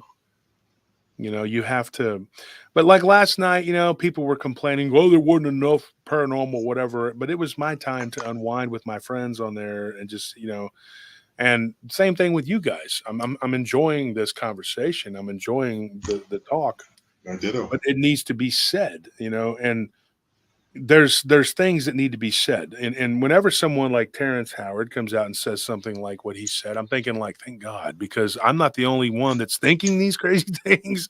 No. Why am I questioning the Matrix from the time I was a kid? And I've never even seen the movie Matrix. I still to this day have not seen it. I've seen a little bit of it. My friend Willie, who died a few years ago of cancer, that was his favorite movie. The original And one. yeah, the original. And so he watched it all the time, but I never had time to sit and look at it. You know, I was always busy. And so, you know, when you take these stories and then you start to put the pieces together, you know, but you don't go too far out there. I'm not Fox Mulder, you know, but I'm sitting there going like, you know, what am I looking at here? But I did at one time. Me and my brother had this big poster board and we had stuff all over it. And I said, wait, we're doing X-Files over here. We're trying to figure this out. And my brother was very involved in it. He was thinking, you know, like, hey, you know, there's something to this. We're going to figure this out eventually. And he's the one, my brother really was the one that said, hey, it's a dog man. I was like, what the hell is that? And he goes, well, when I was up in Michigan, he goes, that's what they called it. So let's look that up because we're not getting much out of werewolves. You know, but in my hometown, and I'm going to be interviewing for the newspaper there's going to be a big article written about me, which is cool. Talking about, you know, my life, whatever, growing up, whatever. And it's going to be in another paper too, the Eastern Wilco paper. And so I have an interview with this person. She's good friends with Whitley Strieber, you know, and we were talking shop the other day. She's a very interesting woman. And so she's going to be doing an article, Susan Yorkis. She's going to be the one writing it, but I'm going to be interviewing with her on Monday. I think it's very interesting. I'm excited. I've been interviewed by British newspapers and magazines and stuff like that because of what I saw, but I've also experienced a few other things. Oh, and yeah. I think that there's a reason for that. But when I was a child, I don't know if I've ever told you this, Tom, but I was told it was ojo dotado, like the gift of the eye. You were able to see beyond, you know. And I had an aunt that was very involved in my upbringing. Two different aunts. One was my mom's sister, Rosa, and then my mom's aunt, Hova. And my Walita, my grandmother, died when I was very young. I didn't know her very well. I remember her vaguely. So you have some Mexican ancestry, you're telling me? Yeah, my mom's Mexican. Yeah. Oh, okay. Well, my mom it's Comanche and Spaniard. Okay. So, I'm literally like a quarter Comanche. Now, if I was up in Oklahoma, I could watch Dances with Wolves and they'd call me a native. So, but I can't do that. Not in Texas. You mean the movie? What do you mean? You didn't get it. Went over your head. I'm saying, if I was born in Oklahoma, they would give me a card saying I'm native. Okay, that you could be born in Texas. On the reservation. All right. Yeah, you're born in Texas. They're like, you're paying taxes, boy. They don't care. You could be 99.9%. You know, one of my friends, literally, his mother was half native. And I'll tell you that story. That's a funny story too. But they made sure, they tried to not give him what he was supposed to be, you know, because he was native. I mean, but no, you know, different rules. There's people that are literally going around claiming that they're native and they're like 33 over 512. And that's all it takes to be. And then they get elected to office. Yeah. But that's Elizabeth Warren. Yeah. But I'm not going to say the name. So I digress. So what ends up happening with these people, there's this agenda in place, right? And they want things to be a certain way. So they skew the data, you know, whatever, and they take advantage of their position. But everybody's trying to jockey for their piece of the pie, you know, and that's the problem. When somebody comes out of left field and says, well, you know what, I don't really need this agenda. I don't really want to do the way things have always been done. Because when I first got into this field, Tom and Chris, you probably already know, I was told this is, you know, quote unquote, the way to do things. This is how we do things. This is how it's always been done. And I was like, really? Because that's stupid. And they were just like, and I went along with it for the first year or so. And then I was just like, this is ridiculous. This is not getting anywhere. You're literally just spinning in circles, and everybody's happy to do that and be like, la, la, la, la, la, as long as you're not making waves and upsetting the apple cart. And then they won't come mess with you. But immediately I was like, Dogman, we'll just start with that. I said, Dogman is not totally flesh and blood. I thought it was flesh and blood, what I saw. But there were all these people saying, look, I said, this is what happened. That's what happened. And I was told by several people, ignore them. Don't believe in that. Okay. We're going to be like the Bigfoot people that we look up to. These are these people, right? And the Bigfoot people we look up to believe it's all just a big monkey man running around out in the woods. So you need to do that too, because then they'll respect us. And when they respect us, then the rest of the world will respect us. And I said, newsflash, the rest of the world thinks that they're full of shit. Right. So why would you be wanting the approval of people who are literally outcasts in their own right? Do you think that people look at Jeff Meldrum like actual scientists and academics, and they say, oh, you're so smart, Jeff, you're on to something? No, they think he's crazy. Mm-hmm. And unfortunately for Jeff, he's caught in the middle of a conundrum. I have to keep myself as being a respectable scientist type guy that believes in a giant ape because that's the most plausible thing that you can do, right? Right. Or I come out as a complete lunatic and believes in the woo. So you have to, figure out where you stand. Now, what I know is this. I had a guy tell me, I just don't believe in the Dogman thing. And I said, I'm looking at you through a Zoom call. And I pissed this guy off. He was somebody, right? He was a somebody. I'm not gonna say his name, but he was a somebody. He thought he was anyway. He goes, I'm just not, and I'm gonna impersonate this little punk. Okay. And I was like, here he is, right here, from his little network shit ass. Here he is. He's like, I'm just not understanding the Dogman phenomena. I'm just having a hard time with that. And so then I was like, yeah, and he had a bow tie on. Who the hell does that? Like, Who wears a bow tie? I said, you have a bow tie. I'm thinking to myself, and I'm like, am I supposed? And this is when I snapped, and I do this, and I said, let me ask you a question. And I said his first name. I said, can I call you by your first name? He goes, and he does this with his. He's still holding the glasses. They do this kind of like as. And he's like, yeah, that's fine. That's fine. And I said, so can I call you that? I said, okay, Mr. So-and-so, whatever. And I said, look, let me tell you something. I said, I don't know you. You could be Max Headroom over there for all I know. Okay. I said, you're on a Zoom call. I don't even know if you're real. You could be an AI bot. He's like, I assure you, I'm very real. Where is this going? I have things to do. And he looks at his watch. And I said, I've noticed that your watch's hands have not moved. Why are you looking at them? It's for show. Knock it off. Okay. I said, it's a fashion statement. It's not working for you, nor is the bow tie. All right. Auntie's over there going like, dude, this was a couple years ago when we thought we should give a shit about what they thought. Right. And I told him, I said, this is obviously the end of our discussion here. And I said, I'm going to tell you this. And I did. And I said, I believe in Dogman more than I believe in your ass, because this thing was 10 feet from me. All right. Another foot or two, I could probably have smelled its ass. I said, dude, I don't know you. I don't know you. You're some guy on the, you could be a bot for all I know. The knowledge of our experiences, dude, for sure. And that was the end of it. That was the end of that discussion. And so everybody was like, well, that was the kiss of death. And I'm like, who gives a shit? Right? Life goes on. You'll have other opportunities that you can tank. And I did a few of them too. I did. I just was not, I could have, instead of going with a publisher, I self-published. I didn't want them taking all of the money and the credit and whatever. No offense to them, but that's not my thing. And they're like, you self-published and there's a bunch of mistakes in your book and blah, blah, blah. Somebody wrote that. And I said, that's bullshit. Go back and read it. Have you read it? Because you haven't read it, have you? Because not only did I have somebody that proofread it or whatever, edited it, and I proofread it. I said that I'm not stupid. So there's not a bunch of editing mistakes in there. Go read it.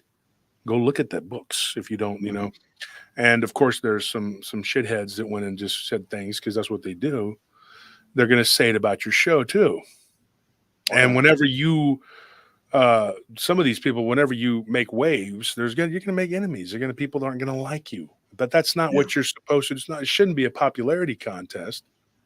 Because if it was, I would just come out and say a bunch of fluffy things, and everybody would be happy. I can only meet with you on that because you've been doing this for quite a while. I mean, I've been doing stand-up comedy for 7-8 years, and if you're trying to please everyone, you please no one. You have to sitting too is another be big one. who you are. If you be who you are, if you're the genuine article and whatever it is that you do, there's going to be people who love what you are because they know that, they can sense that because that's who they are, or they like your content or your jokes or whatever you're doing. And there's going to be people who don't like you, and if they don't like you, they don't like you. What's the big deal? Just move on.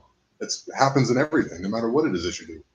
Unfortunately, the people that don't like something you say are the ones that have this overpowering sense of entitlement, self-righteousness that they've got to let the world hear it, and they want the world to listen to them. And some of those people are, well, weird. It's YouTube. I got to be careful. I mean, just like, you want to, like, I seen you go through a Rolodex of words and you ended up with weird, and I loved all 5 or 6 letters of that word. Oh, 5. Insert profanity here. Yeah. We're yeah. So, anyways, it's you're in that position where you have to make a choice. You know what I mean? And so my choice was, I'm going to tell the encounters in their full entirety, and I'm going to go even deeper, and I'm going to find answers to some of this stuff, at least plausible theory. Yeah. That we can postulate on, and I'm going to sit there and I'm going to talk to, and I was accused of badgering some of the witnesses. Like a couple of them went out and said, well, I interviewed him and he just kept asking me lots of questions that I was uncomfortable answering. And it was like, well, that's how you get to the bottom of it. And over time, people began to realize that I was, there was no agenda. It was just a search for the truth. And if that's what we're trying to, that's what we're trying to do in the end anyway. That's what all this is about to begin with, right? That's why this show exists, because if not, then why do it? That's the point. That's the point. Now, how you do it may be different than somebody else does. I try to get to people on a personal level. Like, how did it affect you? Why, are you able to go back into the forest? I just went hunting in. Great. And I'm having encounters again. What's that like? You know what I mean? And I think if it's all just nuts, and for me personally, nuts and bolts, like, how big was it? What did it smell like? What color was his eyes? A lot of times that it's great. That's all, you can write things down, make yourself a little police, description and all that. But a lot of times it's the human touch is missing in a lot of these, I think, a lot of ways that people interview people as well. I think that's missing personally. Yeah. Yeah. And if you listen, do you listen to the show, Tom, or watch? I've listened to it about a year to a year and a half ago, because I started podcasting, and honestly, I don't have the time between. I just don't. If you're doing that and you're working, you're not going to have time to watch a lot of other stuff. That's just the way it is. I don't take it wrong, but I do listen to Sam a lot. I really love Sam because he's a comedian, and that's Sam. It's Sam Tripoli. Tinfoil Hat. Okay. And I just love the way he goes about things, and it's always fun for me. And the comedian's touch, the darkness that he brings into it, and the weird obscurities just tickles me. And I'm able to do it while I'm working, when I'm not running a grinder or up on the roof putting up solar panels. I thought you're talking about Sam Kinison. Yeah, I was about to say there. I don't like Sam Kinison as a comic. I don't like he's his too style. Much. It's not about being too much. I like really dark comics like Doug Stanhope and George Carlin and things like that. But Sam Kinison is just kind of everyone's got their own thing, and just never was a little campy too sometimes. I don't know. It got funky towards the end. I guess the first one was pretty decent, and then it just got into he had a band on stage and all that. I like smoke-filled rooms and a comic coming out a little drunk and kind of just laying down the hammer. It's just something I really enjoy. The real nuts and bolts of it. So one thing you said about the human condition, and then about, like when I interviewed people, that is one of the things that comes up. We'll talk about different things that will kind of just come out, Yeah. and that, they become real people, that are Yes. having real experiences, because sometimes it sounds so bizarre, some of the things that they say, but then you got to realize too, like I was sitting there talking to this one guy, and I was like, well, what do you do? He goes, I'm a CPA. And I'm like, it's very mundane, business world, work, whatever. But he was very like, organized, and he had his story together, and it didn't sound contrived. I mean, it was, I believed what he was saying. And, and so he turned out to be a pretty interesting person, and he had the same hobby as me, or one of my hobbies used to be, and so we hit it off. And then there was another lady that I talked to who, she was very nervous, and we had to talk 2 or 3 different quick conversations because she would get real anxious, and it was not only was it anxiety for her of what she went through, but she was having anxiety talking to me. And I, and I told her, I said, oh, because she had a bad experience with another person that had interviewed her for a book, and they were very nasty to her and rude. And it was somebody who was a flesh and blood person who was like, no, I don't want to believe this. How could you have had 3 or 4 different experiences? Because those people tend to not believe that you can have more than 1 or 2 in your life. Yeah. And it's so, for me, it was like, no, that's not correct, because I know a lot of people who've had tons of experiences because they are more in tune to what's going on. Those people who believe like that, I tend to consider them kind of like children of the Matrix. They're stuck in it. Okay. I mean, they're never going to be able to transcend out of it, not in this life, unless they get past it, But once you cross the Rubicon, there's no going back. Once you cross the Rubicon, that's it. So because what do you do? You dip your foot in the Rubicon? What happened with you? I mean, like, what? I know it's very cold. It's cold. I didn't just dip my foot in the Rubicon. I marched on Rome, okay, and and in the process of burning it down. Probably going to get stabbed in the Senate by my friends, but that's for a later chapter.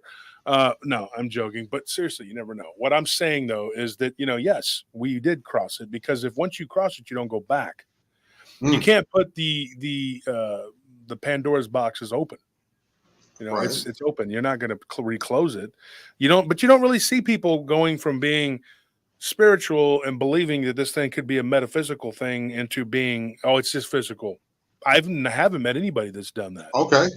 The closest I could say that I've ever known somebody that's even gotten close, that's Lauren Coleman. Because he kind of was like saying like the name game and things like that. And then he kind of turned and was like, well, I'm going to focus on it being flesh and blood as a cryptozoologist and take being cryptozoology seriously. But that's the discovery of unknown animals. That's not what this is. And the platypus, for example. Yeah, exactly. I'm not into that. That's not my thing. I'm not a cryptozoologist, because somebody asked me that one day. They were like, you consider yourself a cryptozoologist and loyal subject of the crown? I'm like, no, because I'm not. That's not what I do. What I'm looking for is the unexplained, because I do believe that the unexplained can be explained. Okay. That's my whole thing. I think it's all just a matter of science, even science that we can't understand.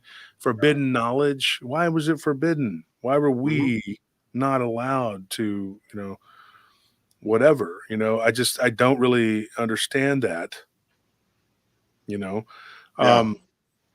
when you look at these, scenarios, like what these people go through when they are abducted, and then they're told by these supposedly higher beings that you're basically an ant farm. Wow. It knocks you down to the level of whatever, a primate basically. But then there are these people, they cling to this, that, oh no, that can't be, because I'm like God, because they want to be like God. But really and truly, we're not. God is so far above and unfathomable.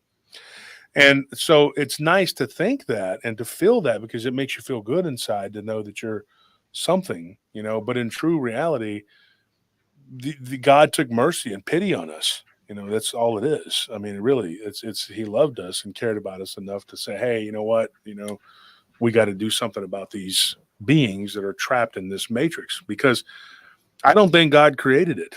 I don't think he created this matrix that we're trapped in, because Jesus tells us the God of this world is Satan. And why would he tell you that if it wasn't true? I know, and he says it over and over again. But then these people, they want to believe so bad that they're made in God's image and that they're just like God. God's just like them, so they can relate to him. But by the same token, they're the same people that believe when it says that God is not a respecter of man, but yet they think that God does respect them for some reason. And it's like, You don't think there's a interconnectedness to God through you? Like this. absolutely. This, Through he's interconnected into everything. you know what I mean? Everything. Like this I don't know if you've ever, we were talking about tripping earlier. Have you ever had that utter profound experience of being connected with everything and everyone? And Everything. knowing that it's all the same thing, It is. but in different iterations? You know what I mean? Everything was originally created by God. See, but if you think of it like this, Tom, what these people don't understand is that we're arguing about the two different things that are really the same thing. Okay, semantics. Okay. Yes, they're arguing about minutia, the semantics. God, to me, has created everything. If you were to go out and build a fence post, take a fence post and build a fence, Mm-hmm. you created that, but God ultimately created you. And even if other beings seeded us here and we came from somewhere else, it doesn't matter. It all goes back to the source. The source is God. The source is God. And everybody and academics can argue all day long, and they can sit there and they can do whatever, I used to be a staunch atheist, man, so I know what you're talking about. I was an atheist, outspoken atheist for 16 years. And then I held my daughter in my hand for the first time when she was born, and then looked into her eyes and realized I was wrong. I was completely wrong. Sometimes you need to get hit in the head with a crescent wrench, hit in the face across something. And I don't know, it's just the more I seen what was going on in the world, because she was born in 16. So the more I seen what was going on, so I go, okay, this is purely evil. So then there has to be a pure good. So that dichotomy just started growing in me, and then I started speaking with people of different faiths and religion. I'm not religious. I'm just a believer in God. I can't. I just can't. I don't like it. It's a middleman that doesn't speak to me, because for me the experience has then been profound within me, and that question has always been a big focus of my existence. And over the last, I was 7-8 years, how old she is now, it's definitely come to fruition within my mind, or within my understanding of my reality or my existence, that it is true. So yeah, definitely. Yeah. And so you don't believe in Christ, but you believe in God. I'm not saying I don't believe in Christ, but I just don't know, or I can't assume to know that Christ is God. I can't assume. Well, no, because to me, Christ, that's not correct. Christ isn't God, but that's another stumbling block, people. Okay. But he did come from God, because I believe that he was sent here along with God's divine Holy Spirit to pull us out of this matrix. That's the whole thing. Okay. And so people will argue the semantics of it. Christ never told anybody to worship him. People just do it. And they say, because of the Trinity, they say that there's God, the Holy Spirit, and Jesus Christ. What they don't understand, though, is this. Yes, there it is. Spilling T says Jesus is at the right hand of God. So whoever is at your right hand, he is God in the way that if you have your daughter, she is part of you. She has 50% of your DNA. Right. Jesus is the Word made flesh. He was sent here to help us, to pull us out, because he's the closest thing that you're going to see God be. See, they try to say, well, God created in his image, blah, blah, blah. But Jesus came here as a representative in the flesh, because we would not understand. So he sent his son. That's his son. To redeem us, to bring us back, to help us, to get us out of this situation that we're in. And that is a serious problem for some people when I tell them exactly who or what he is, or what he was, or what he always will be.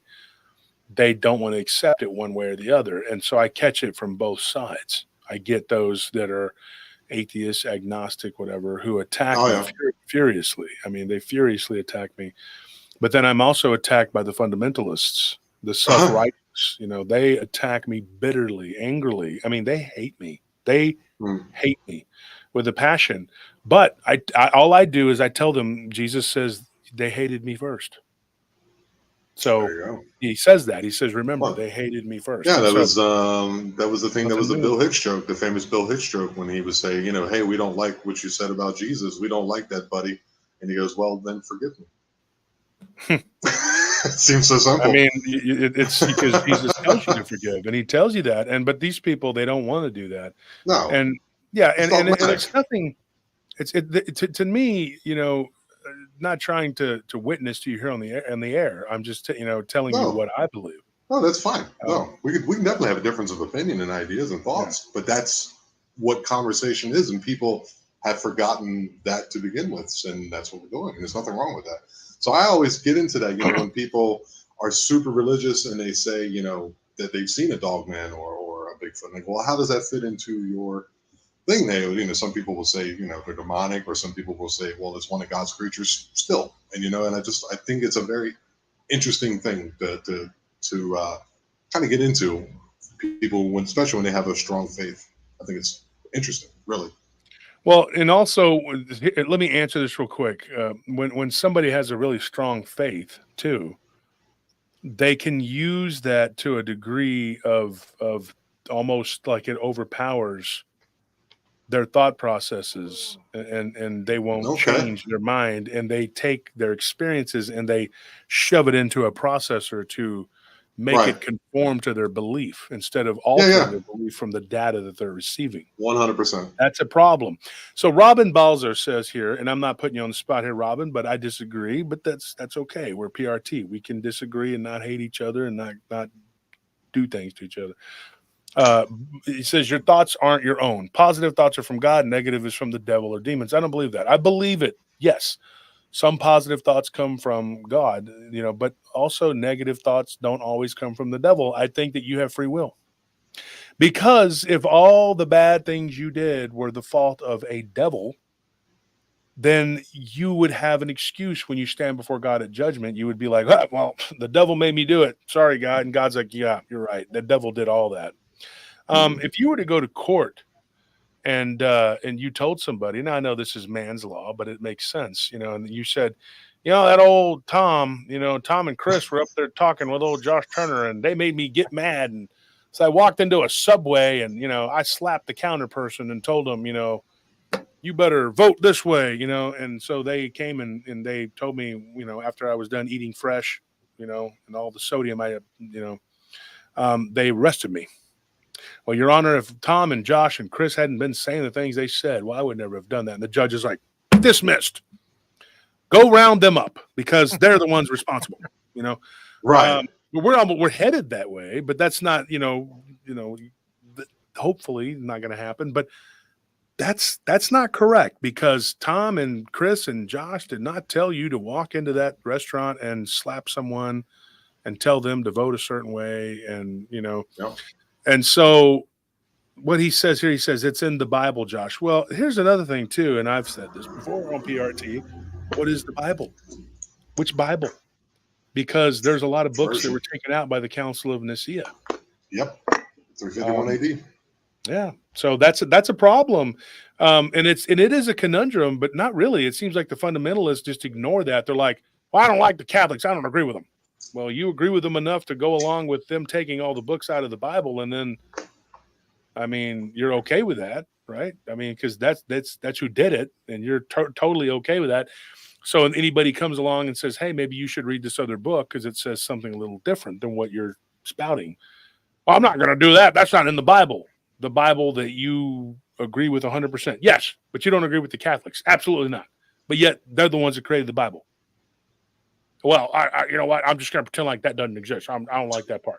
It's quite the pickle. It is. It's a conundrum, you know, and then they don't. And Robin says here, explain that, Josh. About the quantum codes in the Bible. He said there are quantum codes in the Bible that I lost it.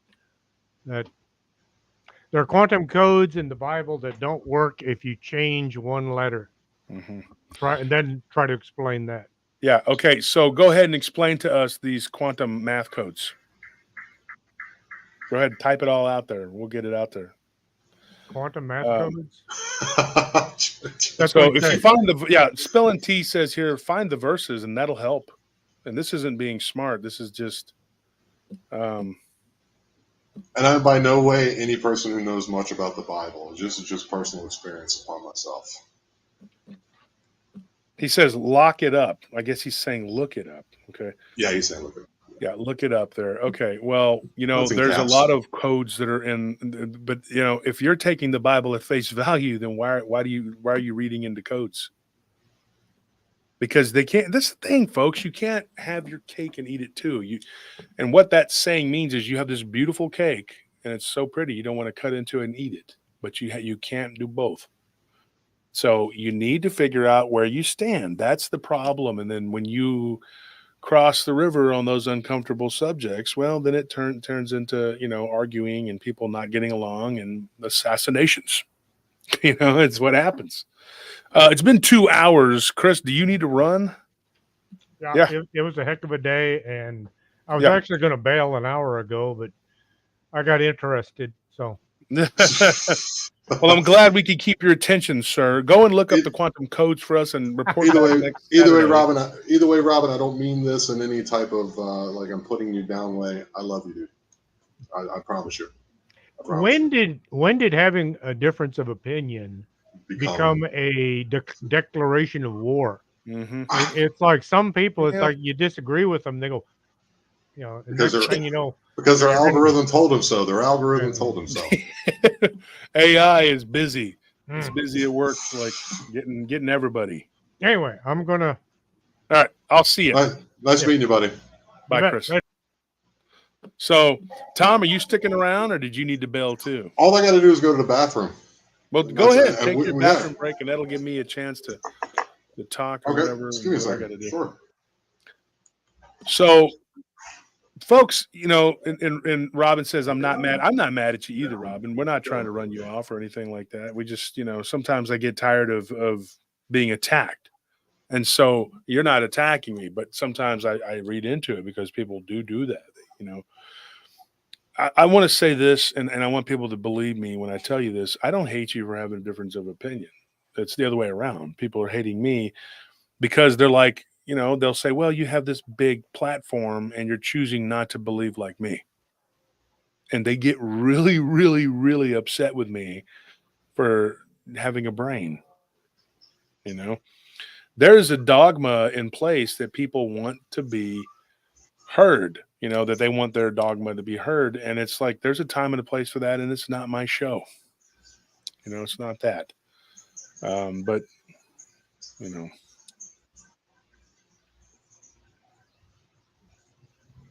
yeah, Smurfy, that is a very true statement. I'm going to post that one there.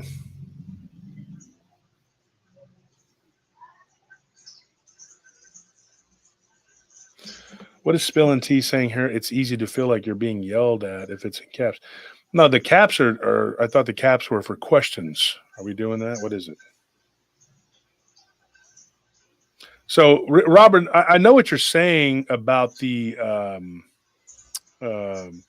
codes, right? There's codes and it's all coded or whatever. But to me, the fundamentalists want to take it all at face value. So it's kind of like, to me, you can't really have it both ways. You gotta, exactly, Caitlin. That's exactly right. It's a them problem, Wolf, not a you problem. I look at it like this. I mean, if we sit back and we argue to death about these subjects, we beat them to death, then we're not going to get to the root of whatever. How many of you guys were paying attention and know what we were talking about at the beginning with Terrence Howard? And how many of you believe what he was? And what do y'all think about that? You think that Terrence? You think that Terrence is crazy? He's a crazy man. I mean, You talking about me? no, I'm talking to the audience. T-Truth says yes. Oh, about the okay. And The original Iron Man. consider- Thank you, baby. I'm going to try to explain our viewpoints. Thank you. And then Jason Bessard says, I think he's brilliant. Robin Balzer says Terrence Howard is 100% correct, but it's fallen angel technology. Everything would be fallen angel technology. Everything you're using right now. Robin, what do you think this is? This is a Black Mirror. See that? You can see, look, we'll do it. You can see me in the Black Mirror on the TV. You can see Tom there. Kind of freaky, you know. But it's all forbidden knowledge, really. But forbidden knowledge from who? That's the big question. You know, because you're talking about the God of the Old Testament that tells us this. But it's not really said in the New Testament. The God of the Old Testament destroyed the Tower of Babel. Right. But he also says if they were to reach their goal, which I think it was a Stargate, then he says they would be like us. Now, if that is the highest God, the God most high, like from Christ, why would he be afraid of humans becoming like him? Didn't he make you in his image to be like him? So why would he be worried about you becoming like him? See, there's a lot of discrepancies there in the Old Testament, and it gets really confusing. I think part of it comes from man trying to figure out God, which you can't do. And they try to write stuff in there that's not correct. But then I also think it's not the same God. And that is where people go ballistic on me, because I am telling you what I know to be the truth. And people don't like that. I encourage people. Jesus says, my people die for lack of knowledge. I tell people, go look it up, go read about it. And when you, instead of always going like, well, I don't know where to go, just figure it out, dude. They're called the Gnostics. And Ooh. don't believe just because someone says, oh, don't read that, it's bad. You know, I've read a lot of things that were considered bad. Now, there's about 3 books in this world that I would not touch or not read, and they really are not good. Wow. Yeah, there's one that is, I don't even like saying the name of it, because people will run out and try to get it. And if you have it on your computer, I promise you, you are opening yourself up to problems. The Arabs tell us, and this is not just the Muslim Arabs, but the Levantian people tell you that the book is guarded by elves. Yeah. It's guarded by dark elves from the underworld. I am not joking. I am not kidding. So there is that book, and a lot of people have posted it. They've said it, you know, and whatever. But even having the files on your computer can create problems, because those beings are jealously possessing that book. It is the basis for the Necronomicon. The Necronomicon is not a real book. It is something that was thought up, you know, by H.P. Lovecraft, but he based it on a real book. You have this incredible encyclopedic knowledge that you're saying things I've heard like bits and pieces of, and I'm serious. I'm like following 45% of what you're saying, and then you're filling in all these gaps. I go, oh, I know that one. Oh, I've heard that word. And then sometimes you see me go, huh? And a lot of times I'm nodding my head up and down. I've heard of Necronomicon, but you're talking about a pretext to this book? There's an actual basis for the real book. Because H.P. Lovecraft had a friend but I believe he was a Sufi mystic, and there's a lot of people's different views. You can have your own view about it.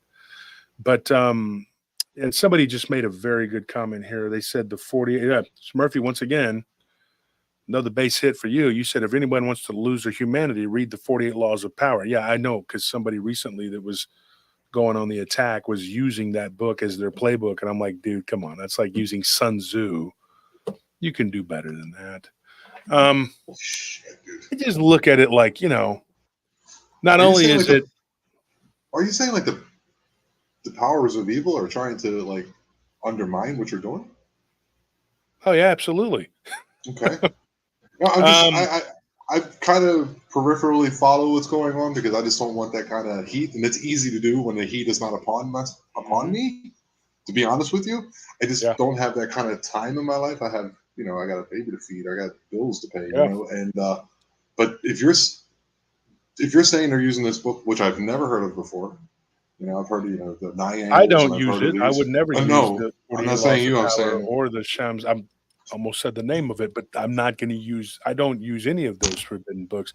I don't no. practice That's not what anything, at all. I don't, I believe this. If it was meant for us to use, uh, you wouldn't feel convicted by the Spirit to not do it because it's something that's not, and it's not for our. We don't have the capacity. Think of it like this: if you have a dog, right, and he's a smart dog, that dog is really intelligent. He can open doors. He can do things. He's a you know, uh, I've trained the dogs. taxes, I've stuff like trained that. some, and I've Yeah. had some smart dogs, and I'm thinking, damn, that dog is almost spooky smart. But you're not going to teach it to read. You know what I mean? I don't care how much you Yeah. try. If you spent day after day until the day the dog was born, until the day the dog dies, you're not going to teach that dog to read a book. There are some things that that dog is not capable of doing, and it is not meant for that dog to do.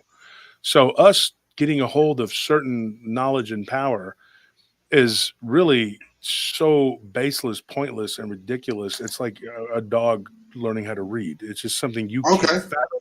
You can't comprehend it. And it's not all our fault, just like it's not the dog's fault. I'm going to explain to the people here what I'm going to say. The problem is that we are in a three-dimensional realm. We are in this matrix that has been crafted for us to be kind of like a prison. And so you're not going to be able to do a whole lot. Imagine this, and this is an analogy. You're in a prison, literally a prison, and you entered into a sweepstakes and you won a car. Okay. That car, unless you can figure out a way to just turn it into some sort of liquid cash, whatever to use to buy commissary or whatever it is, that car is useless to Useless. you as a bucket of squirrel shit. You know what I mean? Like there is Right. you're not going anywhere. So that car isn't going to help you. No more than a spacecraft is going to help me get to the Palladians if what they said is true, that you have to actually drill to get through there. Otherwise, you bend space and time because we know that math is very powerful and numbers mean a lot. Just like we went back to Nikola Tesla, 369.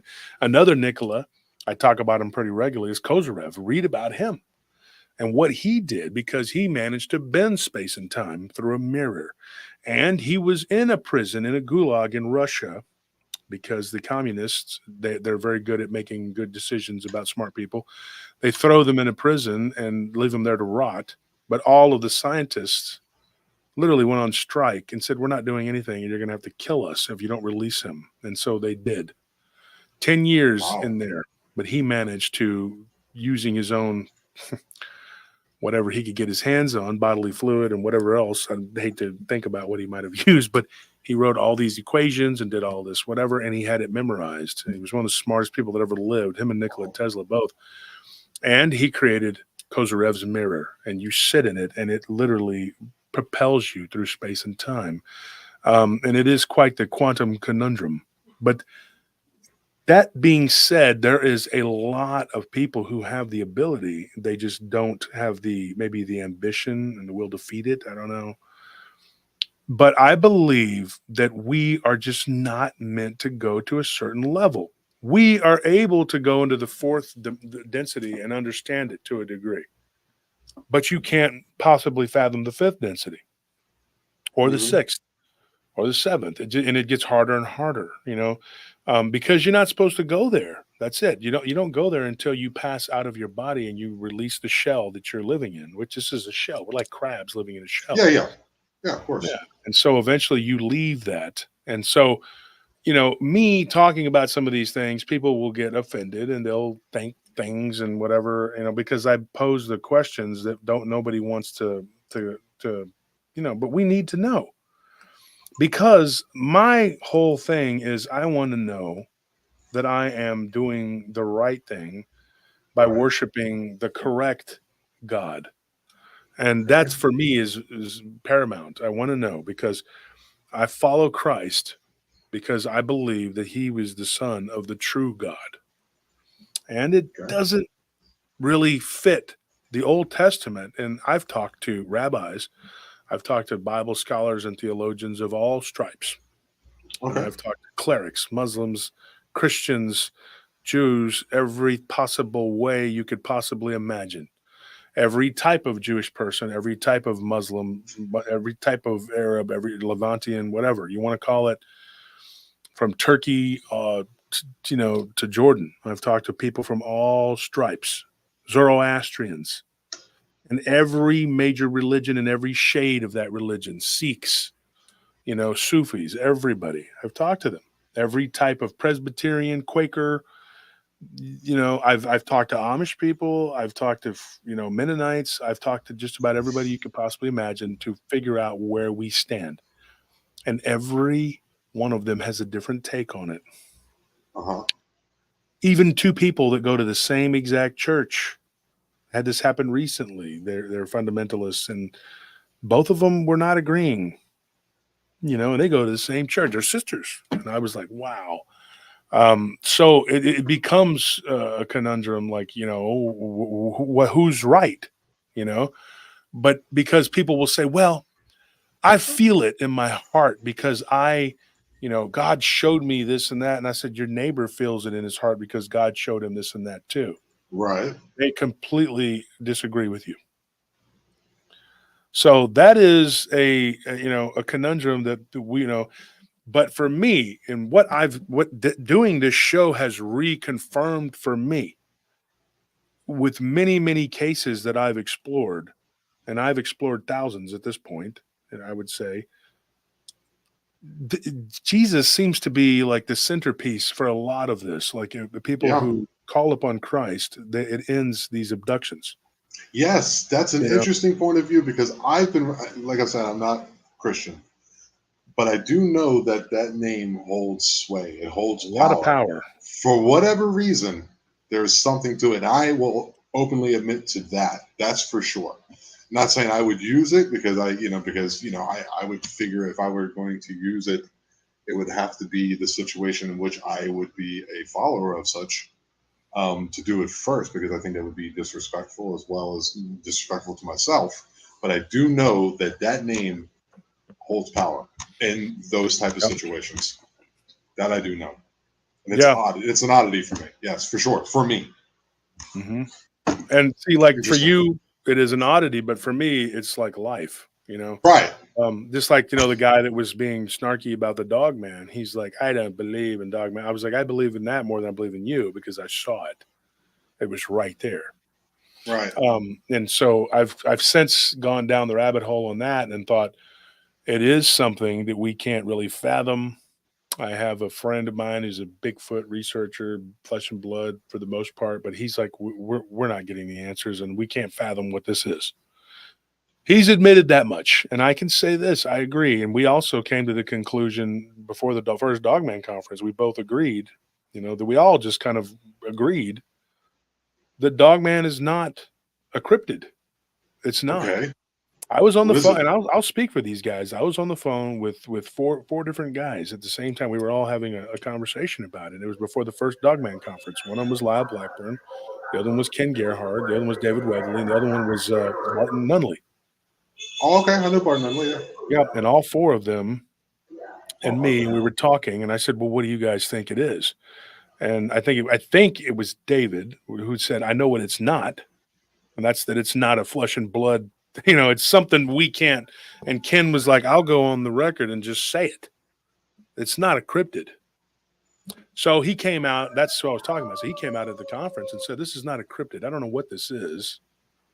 But after all of us worked together on multiple cases, we came to a conclusion that this is, so when I wrote the book, I just put the different encounters out there. Uh-huh. I don't know what it is. But I can tell you this, people see these things with an alarming amount of what is the word? Regularity. Yeah. And so, you have alien abduction scenarios where these things show up. And it's not it's not a rare thing either. because me Really? being kind of in my wheelhouse, Dogman is kind of where I got my start. People have come to me with stories of Dogman galore, like just, you know, a lot of times it starts off with when I saw a Dogman, but then like, okay, for example, one of the stories that we delved really deeply into, and we did it on one of our podcast episodes was, and I can't remember if Anthony, if you're listening, maybe you can, and he's doing something in the office, but if you're there, if you can hear me, what was the name of that episode that we did with the genie? It was called something genie. Um, that story I got because a guy got in touch with us about Dogman, but he didn't call it Dogman. He said these werewolf-like creatures, and his friend, his cousin was a friend of mine. The lichen, yeah. Yeah, and well, he called them something else, the Ayubs or whatever. But he said, "Look, I got this story," and he was from Syria, but it happened in Turkey. Black magic Jinn lamp there. Okay, so I guess Anthony's manning the paranormal roundtable deal. So what ended up happening? This guy gives me this story, but it was so much deeper than that because, you know, a person that's just into the Dogman phenomena is just going to take that story and then that's it. Or they're going to have him come on the show and just tell you that part and that's it. But that was a very small part of a bigger picture because those things came out of somewhere, you know. He says they came out of nowhere and began to attack the car, whatever. I said, no, they didn't. They came from somewhere, and there was a beginning to this story. And, you know, what is it? Like, what happened, you know? And so he told me the story, and it went a lot deeper and a lot further down the rabbit hole than I thought we were going to go. And it turned into a story about the Jinn. You know, not just the dog. Those creatures were a very small part of it. But you see what I'm saying? Like, the Jinn, like the artist is going to draw a picture and he gets, let me take this off. He gets a picture of the horse and all, and he draws it, and all it is the butt. You know, he backs up and he's like, oh, there's a whole animal here, not just the horse's ass. That's kind of what we're doing, Tom. Like a lot of times with these so-called researchers, you know, and I'm guilty of it too back in the day, just getting the stories that were fitting the narrative that this particular show wanted, you know, but I still managed to get the rest of the stories and pin them down, but I didn't put them on that show because they didn't fit because the show was just Dogman. Now that's his choice. But I was like, there's so much more going on here than, you know.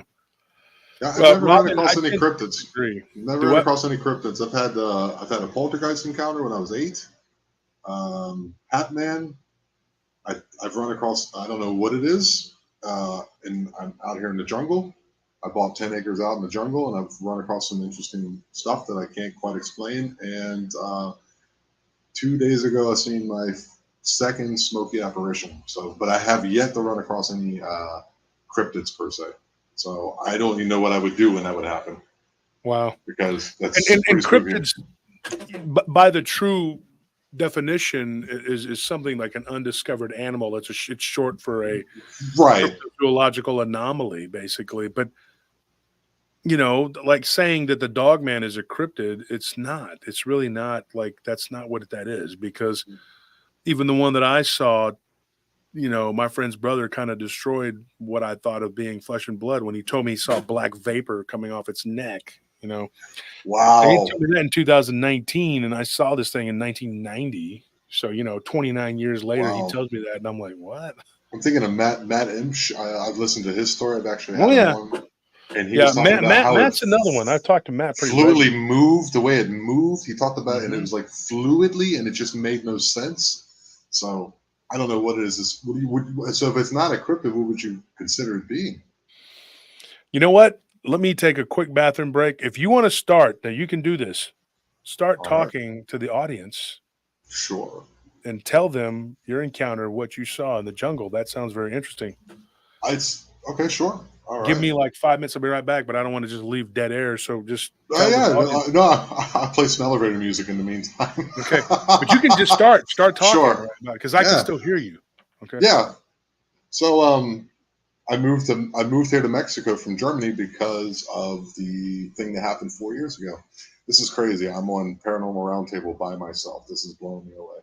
So we wanted to go off grid because I didn't want them to be able to do to me what they did to the whole world, and that's locked me in. Because I think, yes, I'm a metalhead. Let's have it, Tom Metal. Okay, that's my new nickname. Fine, thank you. And so me and my ex-wife, we bought 10 acres in the jungle right outside here. And so I built a small cabin, and I basically plowed into this land and put in a well and built a small cabin. And I'm out there with my daughter who's here with me. And we're laying in these hammocks. I like to sleep in the hammocks. They're very nice. If you haven't gotten a real like Mexican hammock, not the flat ones, but the ones that turn you into a cocoon, those are amazing, and I sleep in them as often as I possibly can. So we're sleeping in these these hammocks, and my daughter is really close to me, and it's about 3 a.m. I get up and I go to the bathroom. I get back into my hammock, and the first thing that happened to me was I hear in my left ear someone whispering, and it was a female voice. It wasn't, okay, I speak German, I speak English, and I speak a little bit of Spanish, and I've heard Mayan. I can't speak Mayan, but I've heard it. And the syntax definitely sounded Mayan to me, to be perfectly honest with you. It was in my left ear. I do know that is the bad place for it to be. And I was about to go to sleep, the in-between part, and I just kind of swung over to like throw a punch because I thought someone was literally there, and there was nothing there. The second time, we're out there, and it happened again. It's like 3 or 4 in the morning. I go to the bathroom. I lay back in the hammock. Or, no, I didn't actually. I just woke up. I was going to go to the bathroom. And above my daughter, I have a metal roof. There's a bluish white light. It looked like it wasn't an orb, but it was shining, and it was slightly moving. It was like the size of a hardball. And pardon me. And I go to look to see where the source is coming from. And as soon as I do that, it disappears. Okay. And then maybe 3 days later, I'm in a different part sleeping, but she's still, because I built an addition onto it. And there's a little shower area I bought, and I see this light again. And the light was moving on the wall. And once again, I go to see where the source is coming from. It's bluish white, and it disappears again. And I'm like, okay, I don't know what's going on. And I'm because I believe it's a Lucius. I'm sure Rise talked about that before. Lucius are like elementals / homunculus. And they're known, it's like a Mayan thing they do, 7 days, corn, blood, sacrifice. It's kind of weird stuff. And they use these entities to protect their lands out here. So that happens. I say, okay, I'm not here to harm anybody, like with my mind, say it out loud in my head, leave my family alone, so forth and so on. And then behind me on the other side of the mosquito net, about 20 to 30 yards to my left, once again, I hear a voice, once again, female in nature, whispering. I kind of imitated this, and I don't know what it was saying. And I just kind of said it again, and then I went up on top of the hill, which there is possibly or possibly not Mayan ruins on my property. I am neither confirming or denying. And I went up there and I said, I'm here. You can stay. This is your property, your owners, the people that created you, that protected you, that the land that you protected no longer are here. You can stay, and I'm not here to harm the land. If anything, I'm here to improve the land because I'm into organic farming and all that kind of stuff. And just, leave my family alone. And ever since then, I haven't had any issues. Wow. So that was a weird one. Duende, as we call them, in this. Oh, the little ones, duende. Yeah. Yeah, I've heard some crazy stories about those.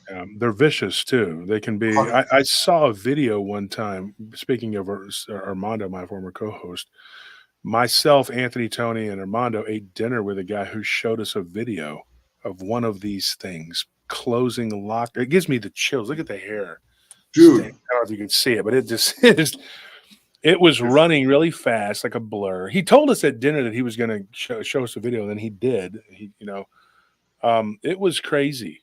Like it was closing the locker doors, and it's weird because I had an experience at one of the Gold's Gym. How big are these things, Josh? How big are they? They're like 2 to 3 inches tall, right? The one that he showed on the video was about a foot tall. It was like probably about like that. And it ran real fast. It stopped and then it moved real quick, and the lockers going. And I heard that one time when I was working out at Gold's Gym in Bee Caves. And this guy that used to work there, who I just found out recently he passed away. He was from Greece. Really cool dude that I used to be friends with.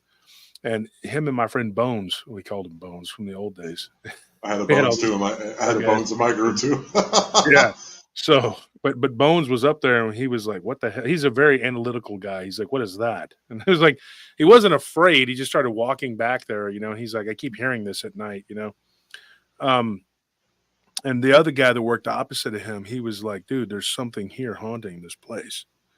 And so one night when we were up there talking, I turned around and went back to doing my weightlifting, and Squid and my brother, that's another guy, Squid and Diablo, my brother, we call him Diablo. They saw something. They're like, whoa. And everybody looked, and they said it looked like a woman. My brother described it like an Amish looking woman, like with a bonnet and all that, like run by the window real fast. And it turns out that there was an old barn right there, and that there was an old house right across the parking lot, which was where they built all that. It was a farm. Anyway, we heard these lockers closing and opening, and it was weird. I would be in there working out. And one time I've told this on the show, I'm sure, but I mean, like, I was lifting and I put the dumbbells down and I was like sitting, how you put your hands on your hips and you're breathing and you're like, oh man.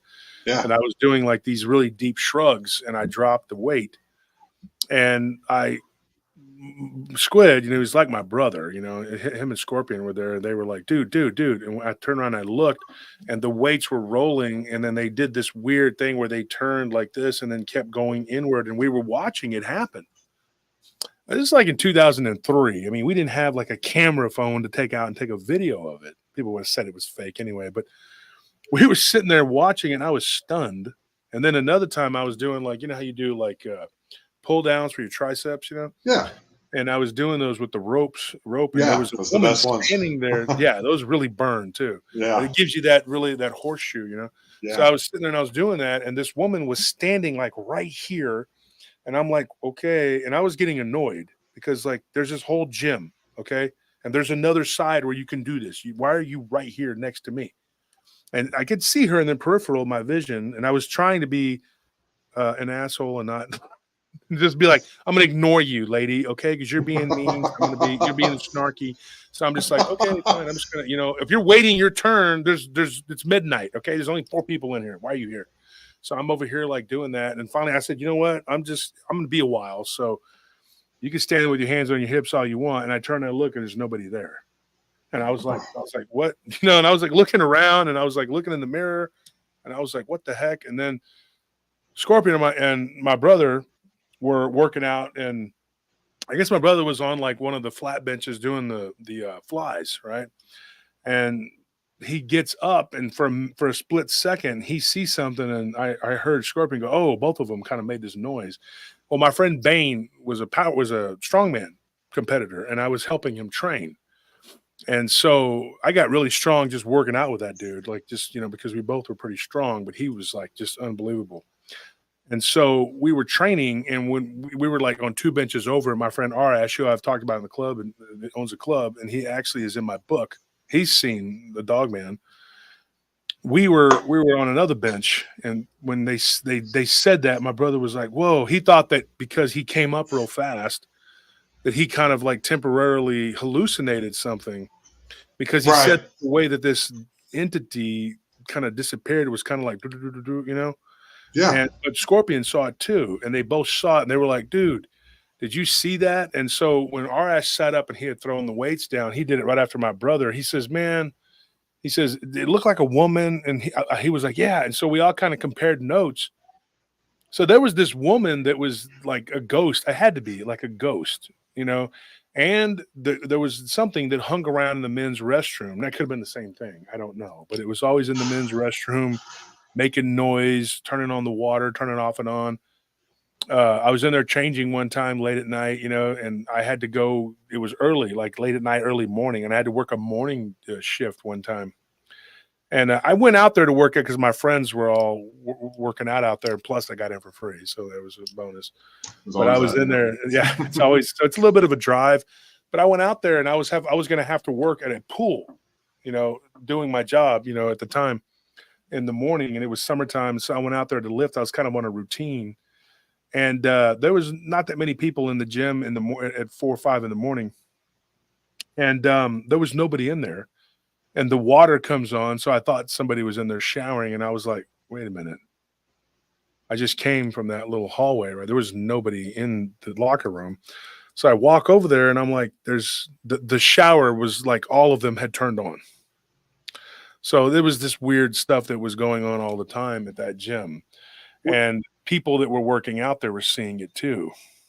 What do you say? I've heard these. I was at a party here. This is when I first started to be able to speak a little Spanish, but this woman wanted to speak English, and she was talking about these little entities that are between 2 and 3 inches tall. Have you heard of those? Yeah, for sure. I mean, there's a lot of these little beings, these little entities. You were talking about Mayan ruins. Okay. Yeah. A buddy of mine spent the night in a Mayan temple during the Guatemalan Civil War. Okay. And he was actually no. It didn't end until 94, 95 kind of. Okay, because I've heard about it from a friend of mine. 30-year war that was going on, and in southern Mexico, of course, there was the Brown Party who supported them too. But there was a lot going on at that time. Good place to be an arms dealer.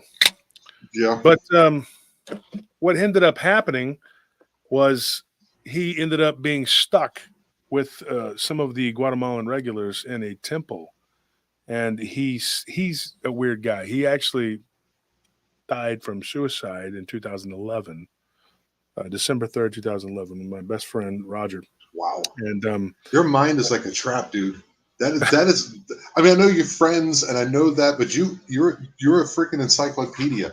I can't even remember what I had for dinner yesterday. That's incredible, dude. But he had a crazy experience. Like he slept in this. Well, it was like the altar. Okay. But there's like this big bowl shape thing, and that's where they caught the blood. And so countless people were sacrificed at that temple, and he went to sleep looking up at the stars in that bowl. And so I asked him, I said, what kind of dreams did you have? And he said, dude, it was unbelievable. The kind of things that he dreamed about, this is what he told me, and he told me that he's like, dude, it was incredible what I saw. He says, I actually felt like I traveled back in time and I witnessed them doing these things. So yeah, it was very much like Apocalypto. I mean, if you watch the movie, by Mel Gibson, I mean, and there were all these people, that's propaganda. No, it wasn't either. That's what happened. And to this day, all around Mexico, they excavate and they find the skeletons of people who had their hearts ripped out, through their chest. It's incredible here. You can literally fall off the side of the road here and run into Mayan ruins. Mm-hmm. It's everywhere. People just go, oh yeah, but they're everywhere. There's so many. I mean, they had a whole network. It's unbelievable. Talk to hunters here, and they're like, yeah, we run into them all the time. I am either confirming or denying that there's an actual circle on my property. You know what I'm saying? I know what you're talking about. You need to be very careful with that. Yes. There is something you can do though to mitigate that. Have you salted your house? No. Okay. I would put rock salt in the corners of the house and get blessed water, holy water. Okay. And I would do it, but I know you don't believe, but in the name of Christ, and you can protect yourself. You don't have to negotiate with these beings. I can take my girlfriend out there. She's Catholic. I can have her take care of that. She's been Catholic her whole life. Whatever works, I mean, but that's what works. And I can tell you this: whenever you're talking about the ruins, the Mayan ruins, As a friend of mine I used to work with, he was Cambodian, and his family survived the Khmer Rouge, the purge of the Khmer Rouge, where they killed a third of the people in the country. Wow. And so he went back to visit, and there was a Mayan looking temple. And whenever he was describing this to me, it was a ziggurat. And I said, dude, that sounds just like a Mayan temple, because I've seen them. And so whenever he was talking to me about, his name's Troy, and he's doesn't even have an accent. His parents, or he's very much an American. Mm-hmm. But his parents, they took him back, and he had these weird dreams, and he saw this tiger, and it was taking him out into the forest, and it was showing him, this winged reptilian demon dragon thing, and it was hovering around, and it was getting the blood sacrifice from the people. But I believe that these beings, they exist a right angle from a right angle. We're told that from the Hadith and the Quran. The Quran, I said it like that. The Quran, the Quran. The Quran and Hadith, yeah. And I'm not Islamic, I'm not a Muslim, but that's what they believe. But it is very potent information, because it is, math. A right angle from a right angle, it makes sense. And we explained it on the show, where Anthony took a piece of paper and he stuck a pin through the middle, and it moved up in different ways. They enter into our world, through these wormholes, right? And they know how to navigate through them and come in and out of our world, What do they do that for? What's the purpose? What's the purpose? Because this is the playground, dude. Wouldn't you want to be here? This is the little playground. What they do is, we're energy, man. We're energy for them. And this, it's very vampiric what they do. Okay. If you ever now read you're the talking my Song language. of Solomon, have you ever read the Song of Solomon, or the Key? No, of I have Solomon? not. No. It's Jewish canon, but if you read it, it tells you, like, basically in a nutshell, that there was a vampiric demon named Ornius. And because of him and his meddling in the affairs of man, Solomon was given a ring by God, who they observe as God, and gave that ring to him, and he used it to enslave them and to build the temple. He told Ornius, bring me all your minions, and then, but he didn't go and get all of the minions. He brought the ones that he knew, and of course he used those to bring others, because they have families. It's a weird thing. And when you talk to some of these scholars, like the Jewish scholars that I've spent time with, debating and talking with and going over, no proselytization there on either side. It's just, they're just trying to fathom what we're reading and understanding. And a lot of it was Kabbalic. And I came to several conclusions, which I've kind of changed and altered over the years, because I don't really know. I start to think, hey, I got it down now. I don't know. Because you get more information, right? Well, One of the things that I learned was Solomon, in the different tellings of the story, some of them were like mafia families, these demons, right? Okay. They had bosses and things, like one crime boss would go and say, okay, I know that family, but I don't have a friendship with them. You're going to have to get this other demon to go and get them, because I don't deal with them. But that lends credence to my theory that they're not all on the same team. See, there's this oversimplification in Christianity and in Judaism to a degree, and Islam too, especially Islam and Christianity both. They're just like good guy, bad guy. That's not how it works. No. It's like, now the Muslims will tell you that they believe that the jinn are good, bad, and in between. And that some of them are Christian, Jew, and Muslim, and they're all different religions. And there are Hindu jinn and there's Buddhist jinn. They believe that to a degree, right? But they do oversimplify everything by just characterizing it as it's a jinn. Just as Christians, everything is a demon, right? Okay. But they don't really know or explain to you what the demon is. And these demons can look as different as a dragon is to a dog. So that's like saying that every living being on this planet is just like a human. Well, that's a human on 4 legs with fur. And you're going like, okay. You see what I'm saying? Yeah, I got where you're coming from. Convoluted. Yeah, and you're like, that's not correct, because that's a dog. That's not a person. And then you have all these weird chimeric type beings and stuff. And so when you start reading about Solomon, you start to run into these beings that have like the heads of donkeys and all this other stuff with horns. What happens though in the Kabbalah? It says that these demons that were built, the ones that built the temple in the age of Solomon, it explains it in the Kabbalah that what they are. Excuse me. It says they are compressed beings that were destroyed. Their physical bodies were compressed and destroyed from an alternate universe. It is so bizarre. Like it literally says that they're like from another world, like another universe, another realm, and it collapsed in on itself, and they are compressed. When you start going down that rabbit hole, then it gets really weird. Then you start getting into this weird area of Kabbalic magic, which kind of bleeds into Enochian magic, and then I'm just like, I'm not into that. I don't, And then if you start reading it a certain way, if you read it in the Hebraic way, it's like kind of sounds like this, and you kind of talk like da da da da da, and then you start realizing that it's basically like incantations. Okay. And then you're kind of going like, okay, all right, close the book. I'm not into that because you don't even know what you're summoning. Right. You don't know what the hell you're doing. That's why it's called the Song of Solomon. The key of Solomon is like, it's a key. Like there's the lesser key and then, it gets really convoluted and it gets weird and the stories get sort of deep. And so I have spent months going over this. And at one point in time in my life, I'm trying to remember, I was coming out of Las Vegas. It's 96 going into 97. I spent months studying this. And get this, I end up renting a house that's haunted. And it could have, I don't think that is what caused the haunting. I wasn't haunted. The house was haunted.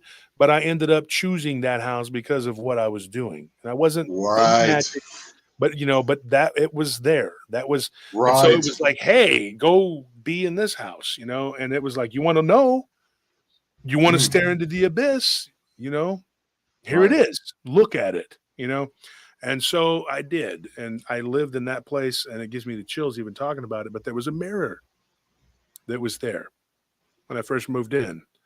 And so my brother gets out of the Army months and months later, and he comes to stay with me, and he's like couch surfing at first, and so he's kind of agitated, he's not really a people person, and he's kind of like got a smart mouth and an attitude. He's my older brother. He's got an attitude. And he's like, oh, yo, the mirror that's haunted. Yeah, whatever. And he kept like mocking us and making fun.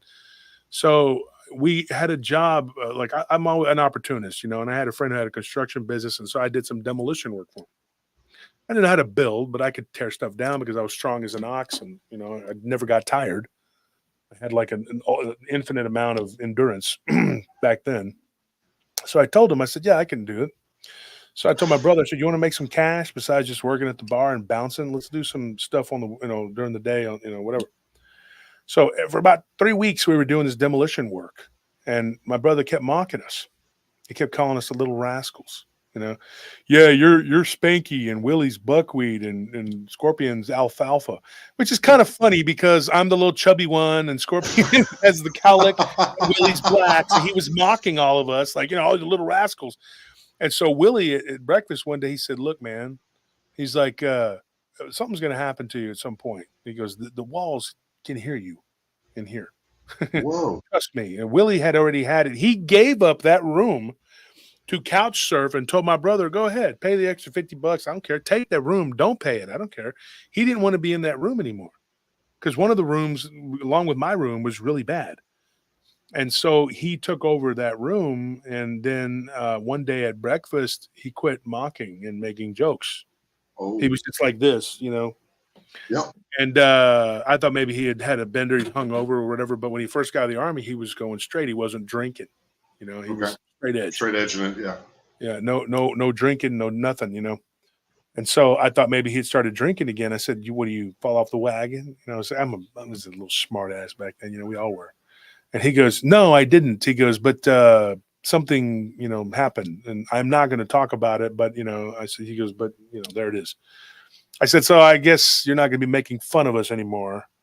And he's like, no. And about a week goes by, and I find out from him telling the other guys. And they said, yeah, he admitted what he saw. And it tied into what everybody else was seeing, the same thing. But me and my brother talked about this. Now, at that time, he was a Satanist. Ugh, right. Yeah. But it was one of those things where he worshipped himself or whatever the hell it is they do. They believe that they're their own God or whatever. I stay away some from it as far bullshit. as I And can. he's like, I worship myself. And I'm like, well, that's a pretty weak deity. I would always make fun of him, you know. And I said, he goes, well, I'm not weak, dude. I got a strong constitution. I said, you're a human, okay? You're worshiping yourself. That's a weak deity, okay? I don't care what you say. And so we went back and forth with all this. And I told him, I said, look, you know, I'm going to be real honest. You know, all of our lives growing up, we've had a few little things happen, but nothing like what we're dealing with in this house. And we would have long periods of nothing. It would be nothing. It was like it would come back. Okay. And it would be, it Seasonal. was nice. It was seasonal. And it was like there were times when it was so comfortable there. I remember some of the best spring and fall nights having that jealous door open and having the window open. And there was this cross breeze and sitting there watching a Monday night football game or a baseball game and just, or a movie, whatever. And we're all just chilling, watching or playing video games, you know, whatever. And it felt wonderful. It was nice and cool. And it was just a very pleasant, you know, whatever. And then I remember being in absolute terror because you never knew what the hell was going to happen because something would happen. And then it was like we knew automatically that was the opening salvo to another round of bullshit. That's all I can call it. Excuse my language. But it's aggravating because you know something's going to happen. We would see this shadow thing moving in and out of the mirror. So one day I had a very frank conversation with my brother, and I told him, I said, you know, you doing what you were doing, and he didn't want to cop to what he was doing wrong. Sorry, someone said sounds like ex-wife.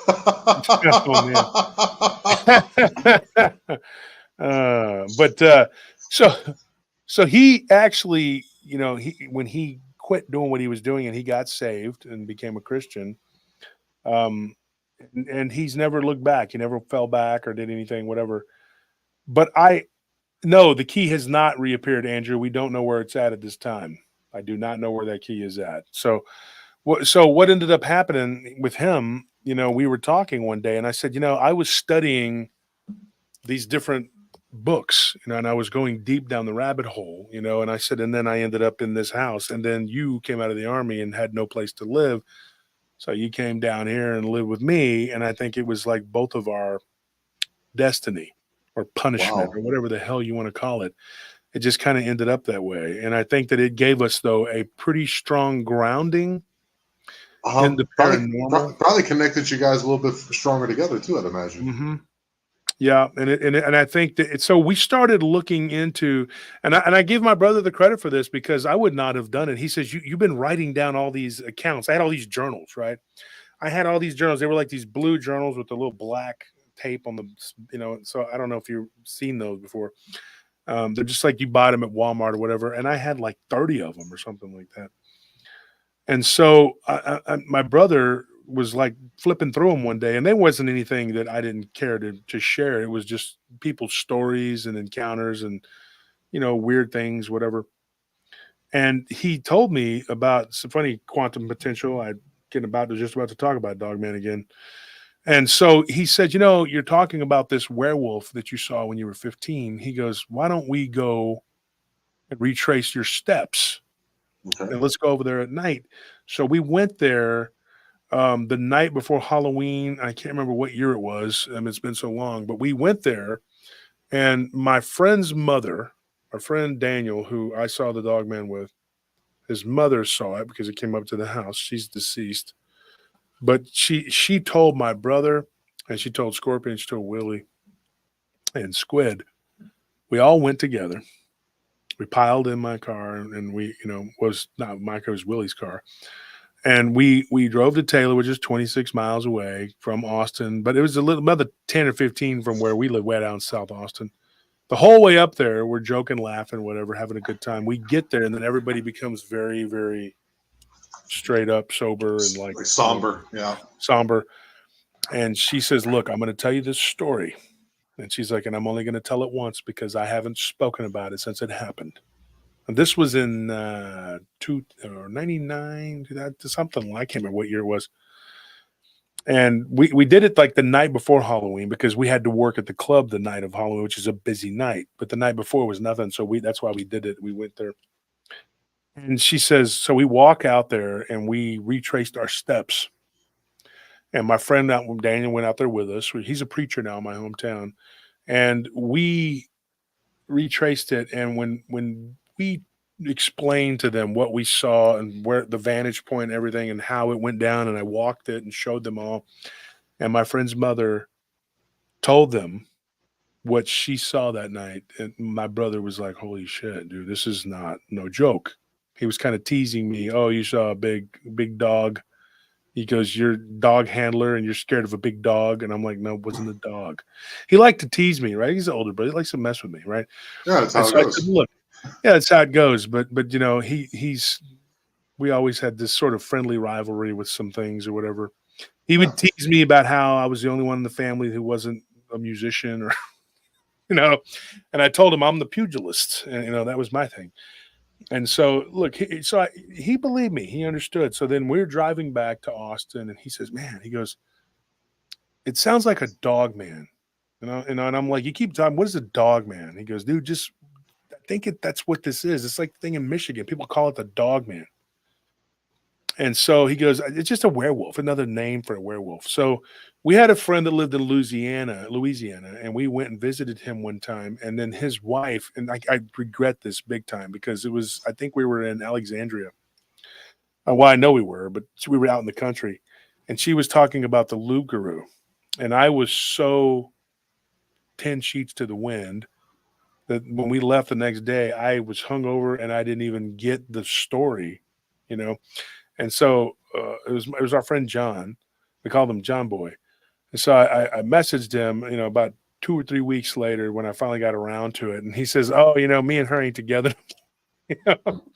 So I lost the opportunity to get her firsthand account of what happened to her and her parents because a Lugaroo tried to grab her brother. And that's all I remember. I don't remember the rest of it because I was so drunk.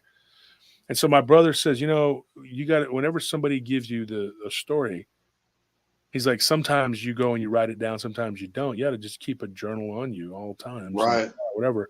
And so I did that.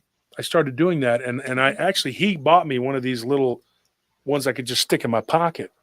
Okay. So no bullshit. Whenever somebody would start telling me something, I'd pull it out and be like, hold on. And I was like writing all this down. So then one day I asked him, I said, what are we writing all this down for? I've been writing all this stuff down for 30 years. What are we doing with it? And he's like, well, you need to write a book. I said, well, you're the writer, not me. I said, look at my fingers. I can't, I can't even feel my pinkies, dude. Really. And this is like, I said, I've broken all my fingers in fights, you know. And he's like, well, mine ain't much better. And he's right, but he can still type better than me. And I said, well, then you write it. I'll whatever. And he just never would do it. I don't know why. And so when the whole podcasting thing came around, it became something. And he says, there's people all over the internet that are doing these podcasts. He would listen to them. I didn't. He said, go to YouTube and look this guy up. There's a guy on there. And at first I kind of glanced over it. And then I found Linda Godfrey. I started kind of corresponding. Well, I did. Corresponded with her. And then I started corresponding with Vic Cundiff. And that name rings they a bell. were not friends. And so when I started hanging out with Vic, Linda kind of pulled away, and then the rest is history. But I became good friends with Vic, and then I worked with him on his show quite a bit. And I just would go long time, like spurts between getting onto his show, because it took time to go and get these stories. You had to hunt them down and hustle them down. But once I was on his show, people started coming to me and saying, look, I want to tell my story on Vic's show, but I don't want to go on his show, Okay. And so you were like an intermediary kind of. Yeah. And so they would give me their story, and then I would retell it. And then it became popular, and then more people were coming to me, and then there was this one big story that we broke called the Hernandez Ranch. And that was from some people that we were doing security with. who worked for this big construction company, and they gave us a bunch of information, and it was crazy, like what they, and then subsequently the guy that I just talked about with the duende that we saw, Yeah. his family lived not far from there, and they had dogman activity. That's how we met him, and we met him for dinner, and we all talked to them. And Armando and Anthony, Tony, Scorp, everybody, we all were involved in investigating the Hernandez Ranch thing. It was a crazy thing. Like, just this family now don't even live out there anymore, but they've sold and moved in different places, but they're still seeing these things. And so I think it's almost like a familial curse.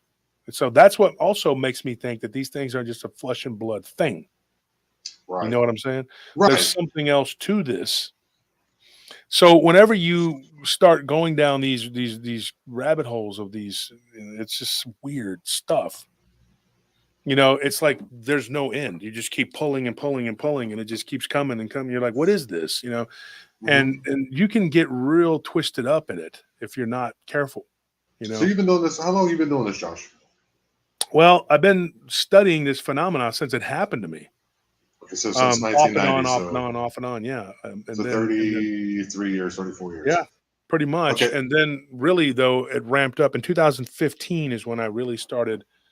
I think I first read Linda's book in like 2010 or something. And I messaged her. She didn't respond the first time, but the second time she did. And then I told her, I said, look, I know a couple of stories. And then I just quit. I just threw myself into work and didn't, and then I read Barton's book, I think in around 2011 or something, which was Inhumanoids. Right. And so I started going down these rabbit holes of those, and I corresponded with Ken, I think in 2000, the first time I think it was 2013. And he messaged me back, and then we kind of had a little cordial conversation, just talking, messaging. And he's a nice guy. They were nice people. All of them were very nice people. And then in 2015, I started talking to Vic, and that's whenever, and then we stayed friends until, I'm not going to get into it. Something happened, but I'm not going to get into it. But anyway, we're not friends, but just put it that way. But I don't care one way or the other. But it's just what it is a phenomena that it's hard to say, hey, this is it's this, because when you think it's this, it's something else. And then, you go into these stories where people are abducted. And then it's like, what are we dealing with? Because you have dogmen showing up on what should be alien craft. I mean, it's hard to, and you would think, one of these people that told me this story, she was from like Virginia, and her family, she was like, I'm a hillbilly. Like, she admitted it to me. She was just like, admittedly, I'm a hillbilly. She's like, Appalachian family, very poor. Yeah. She's like, I dropped out of school in 6th grade, didn't know what the hell a dogman was. She just knows that she was abducted and she saw these werewolves on a ship. So when you start, and then there was this other lady from Arizona and Tony interviewed her, and it got like weird. Like, she was living in Mexico at one point, and then they followed her all the way up to like Utah. And then, and so when we were in the thick of it, back in 2018, 19, whatever, we were getting the show, we were having a lot of catching a lot of flack from people because we were not staying in our lane, I guess. And I said, well, what the hell is our lane? Because, it seems like there's a lot of construction going on, you know what I mean? Like, the cones are all over the place. I'm like, over here. Okay. Oh, now we're over here.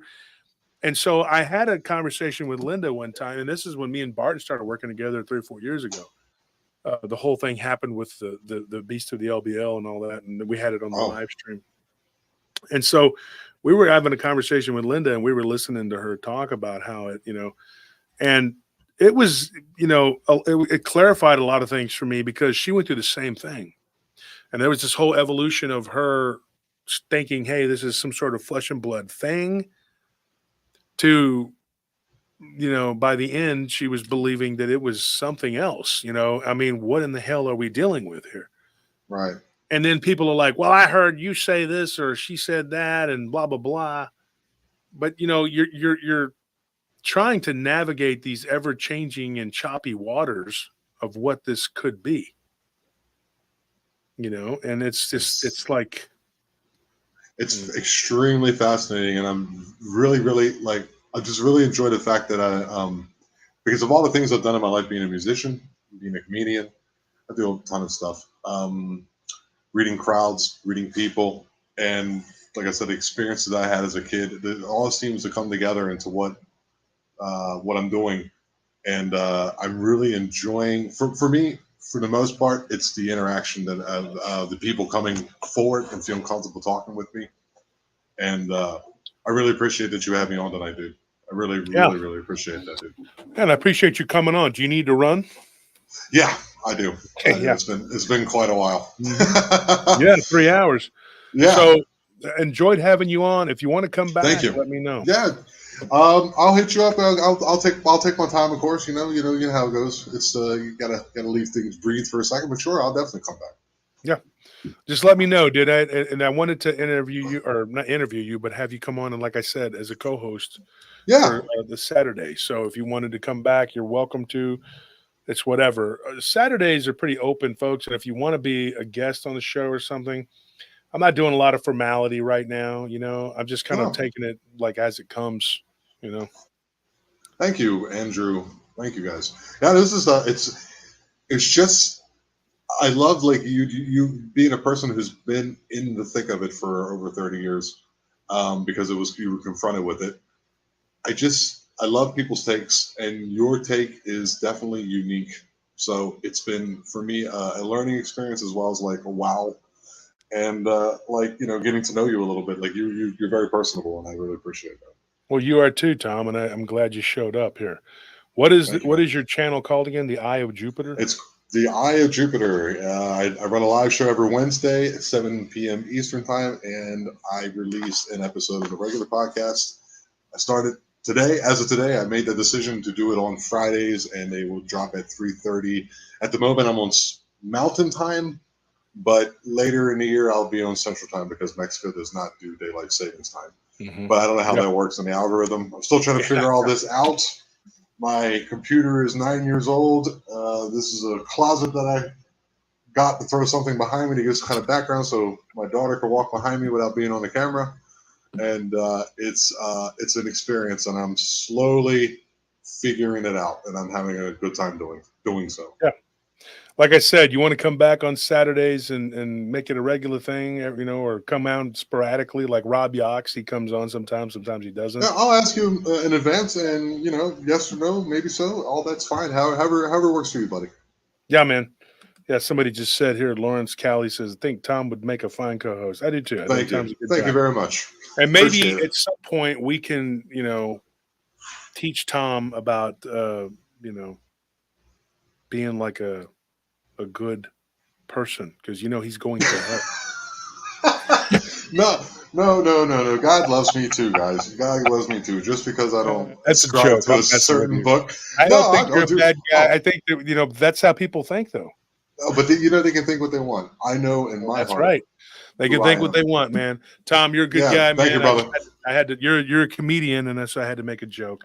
If you Don't go worry back about and it, watch Josh. I my appreciate shows, it. though, sometimes I just make jokes all the time, and then people are like, this guy likes to joke too much. Blah, blah, blah. Oh, one more time. Thank you, Nelly. I was on a very weird number. I was on my 666 subscriber, and she grabbed my post that I threw on my page, and she threw it on your page, and you guys got me over the hump. So thanks, Nelly, and thanks everybody over there, the paratroopers. Appreciate you guys very much. All right, man. All right, man. All right, I'll see you. I'll see you. Have a good evening. You too. So Tom Franklin, everybody, a nice guy. He used to do a show with Ry Voss, who's Codex of Curiosities. He's always in the chat too. A lot of interesting people in this field, you know, and most of the people in this field that I've had the pleasure to deal with or meet have been decent people.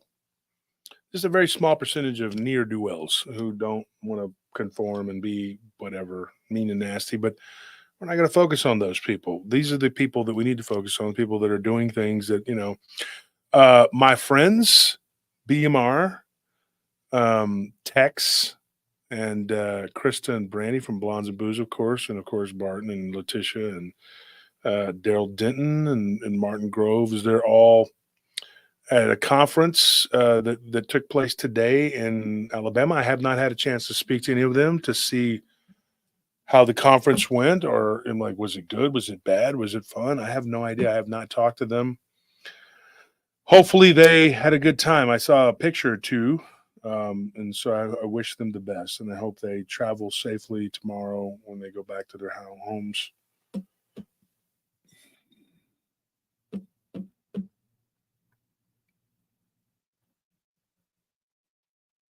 This is actually very interesting here.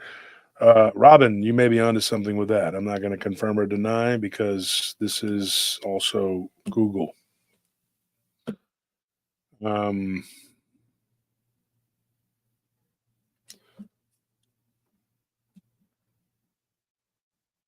Reading some of the comments here. If you have any comments, D Truth says, "Can you elaborate your encounter?" I have told that encounter a million times, and I'll probably I have to tell it again on Monday to the newspaper, to one of the newspapers that I've been interviewed from. This will be another one. Yeah. I mean, what do you want to know? I mean, it's out there. It's been told and retold.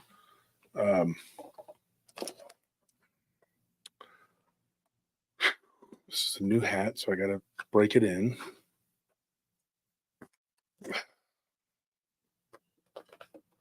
Hopefully Texas will have a good year. It'll be their first year in the SEC this year, and hopefully the Longhorns will do something.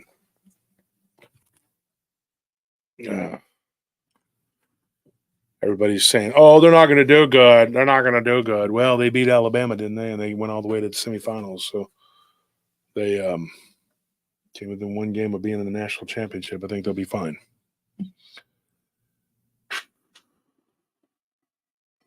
Yeah, I do too, Jessica. I think he's a good guy.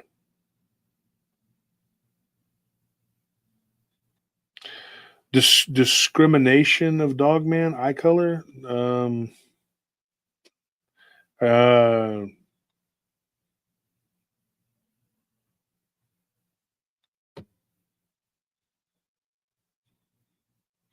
Like I said, the story's been out there. It's been told and retold.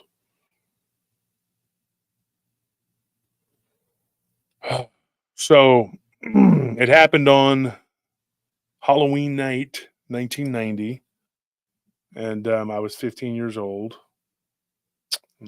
Like I said, I've told it many, many times. Go check out the book, Werewolves and the Dogman Phenomena. This isn't a plug to try to get you to go buy it. If you don't want to buy it, don't buy it. But I don't feel like retelling it right now. Just go buy the book or whatever. We are going to try to set up a way for people that want to purchase a book, an autographed book, because right now the only way to get my books autographed is to join the Patreon. And I understand that some people, they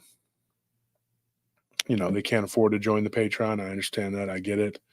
And but that's right now, that's the only way to do it, because there's really no easy way for me to just ship those, and there's no, but I did find out that somebody, my mechanic actually, who owns 3 shops, good friend of mine, does have a drop shipping whatever, and so it might make it easier. I could just drop the stuff off and he can deal with it, because the people that we're using right now to ship the merchandise that you get for your giveaways, it's kind of a hassle.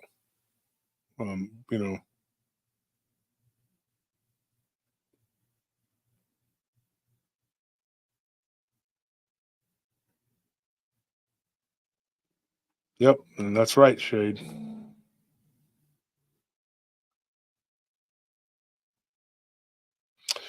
Any other questions? About to run here, but if you guys got anything you want to ask, I can try to answer before I run.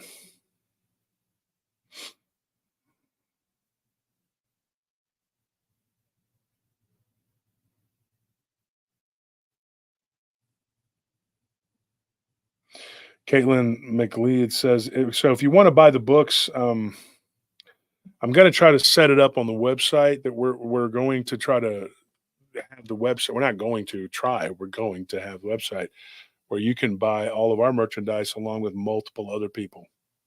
And it's all going to be in one place. And so I'm going to try and get those books on there to where you can order them and I'll autograph them and you can have them bought. So it'll be like $20, which is what you pay on Amazon. It's $20, but these will be autographed. And, just pay the same price and I'll autograph them. But you would have to pay for shipping. That's the thing. On Amazon, if you have Prime, you won't have to pay for shipping. So that would be the difference right there. I mean, All right, folks. So I'm going to head out. Wedge Zintilli says on the Saturday show with Starscream. Oh, you remember that when Starscream came on at the end? A documentary on downtown Austin. Do you know the name of it? I can't remember what we were talking about, man. Yes, there's like a documentary, and then there is a show coming out that my friend Deuce King, who's a boxing coach, who was a Bellator fighter, and he was a bouncer downtown for years, and he worked in the area right after me, after I left downtown, and changed my life. Gave my life back to God the way it belonged.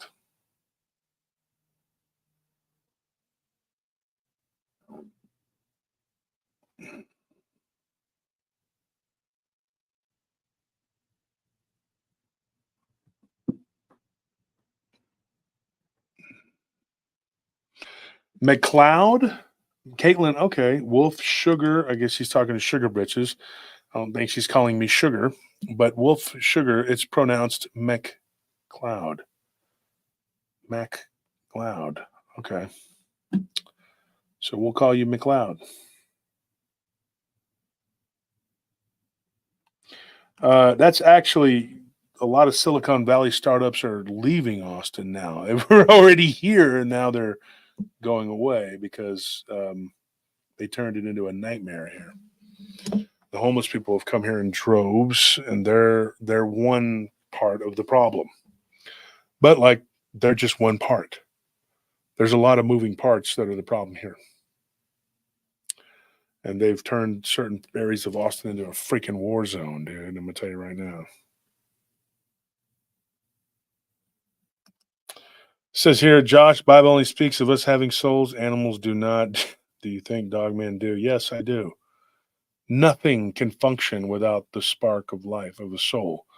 Do you know why we are lied to and told that the animals don't have a soul? You know why that is? So that we won't feel guilty about killing and eating them because we have dominion over them, right? So that means that we can pretty much do whatever because God told you to just do whatever and treat them any old kind of way, right? It's not correct. It is not correct. They have souls. You will not have a power without a soul. And anything that has a soul has energy, and that's what these beings want is energy. That's the bottom line. They don't care that you spend an eternity in one of their hell realms. That's not what they're doing.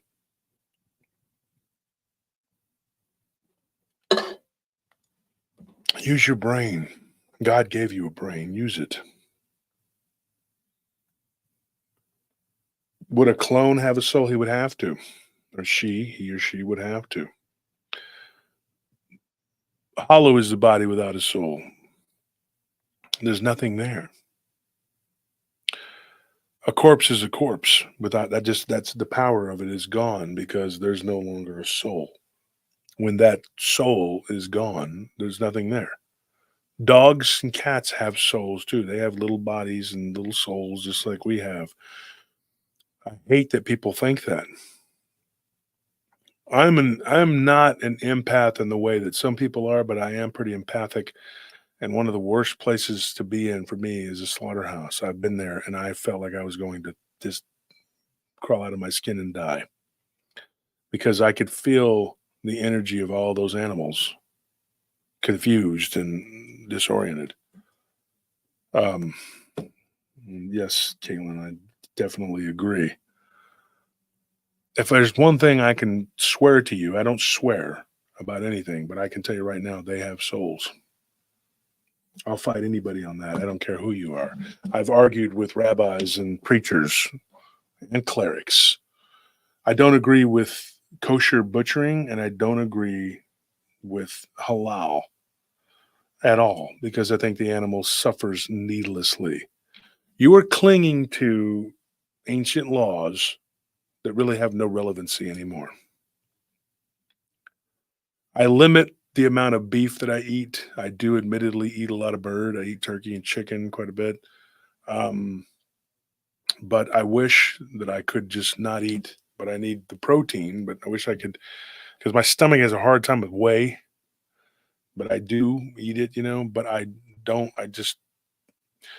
When I was younger, I spent a lot of time around cattle. There were some of them that were so sweet. And when you think of the grim fate that most of them are going to face, it's hard to stomach. But I know the nature of our reality that we live in. So I make no bones about, I've killed 2 deer in my life.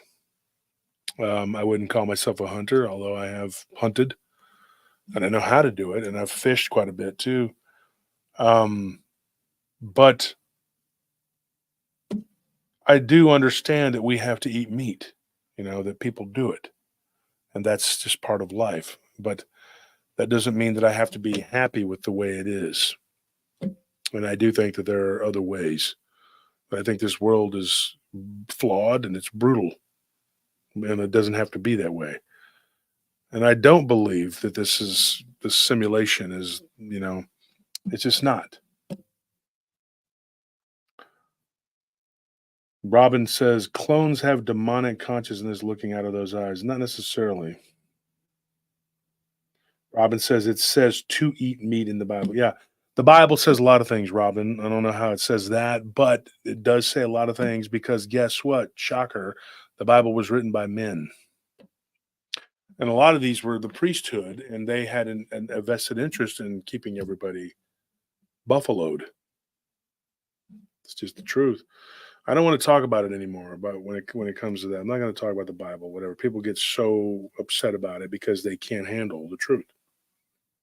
So until you grow up and you learn that there's the fake reality you've been spoon-fed, which is bullshit, or you can learn, be a big boy and put your big boy pants on and learn that there's a real reality.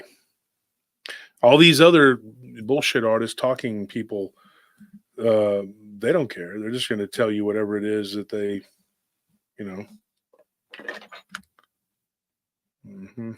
more work. But you're just going to have to do your own research. You know what I mean? And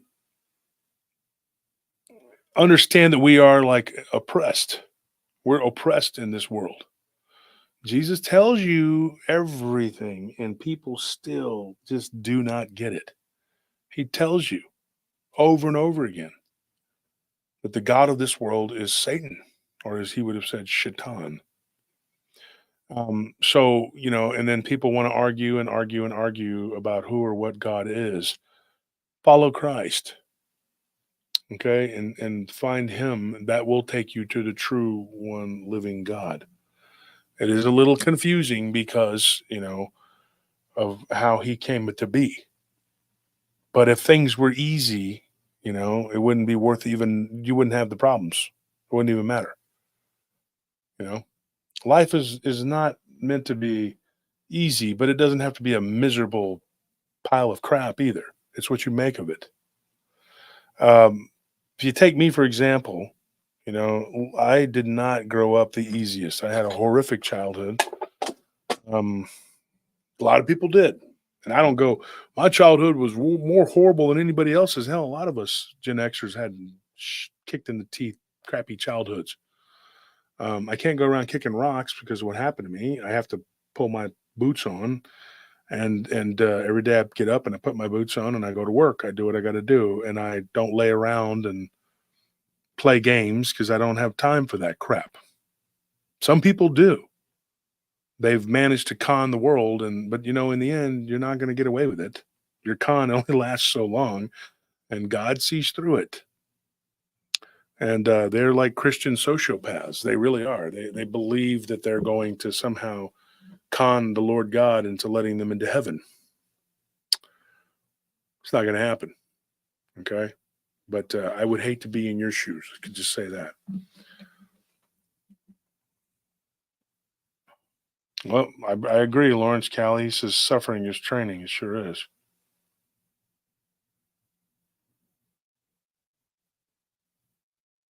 David says, yep, Gen Xers are tough. You sure are. That's what happens when you're raised, to live, a certain way. You're not given everything, like some people, they're they have a silver foot in their mouth and they're born with it. And they think that they know because nobody's ever told them to shut up. You know what I mean? So when somebody finally does, then they're all, shocked and butthurt and whatever.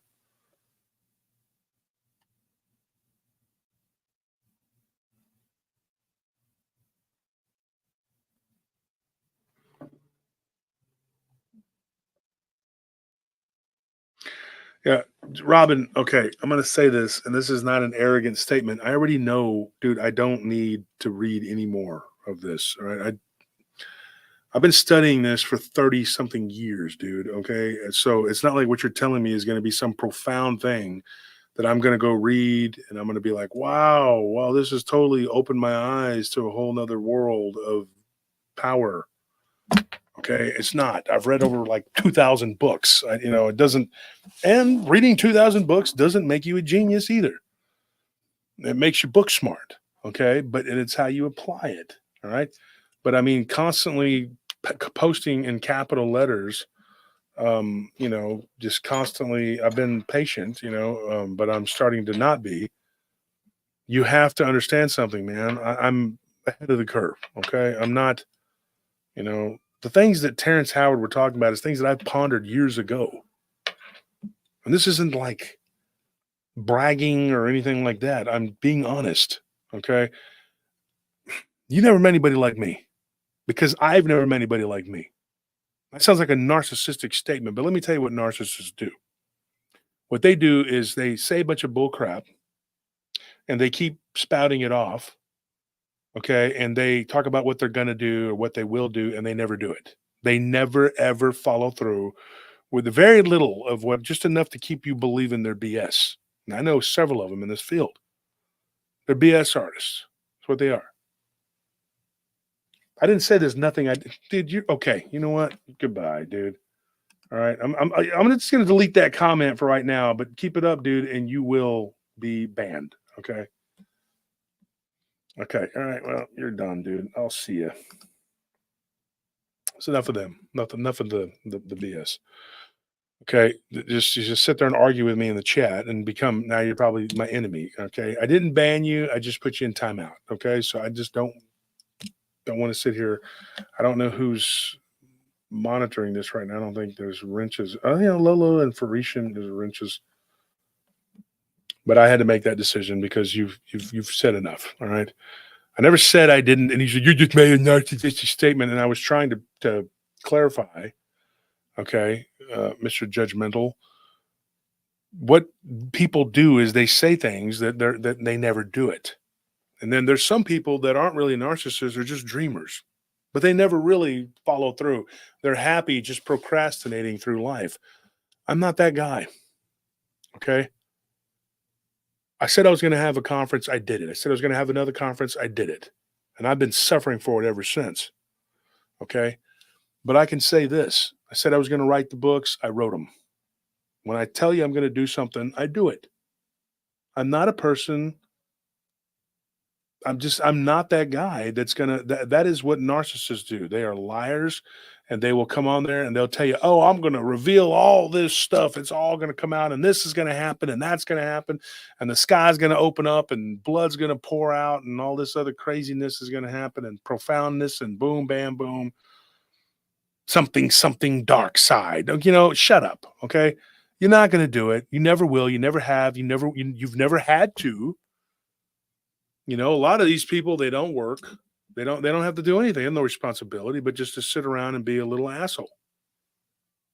And they're perfectly happy living below the bar and trying to trick you into believing that they're doing more with themselves. They're not. They're absolutely not. Okay. Recently, somebody offered us the camera equipment. All right. I hate to say this, but I have so many freaking messages that come on this phone every day that I've lost the person's information. So if you're out there, please reach back out to me. Because once we get that camera equipment, we're going to do a lot of things, and it's going to happen. But right now, I got to get my family and myself moved out of this house and into another one. And we got to get it finished remodeling it. And it's costing me a fortune. Okay. But I'm not up here begging you for money. I'm not asking you to pay for the remodel of my house. I'm not asking you for anything. Okay. The show is free. I'm doing it for free. You know, there's no big bucks coming in here. All right. So, you know, I mean,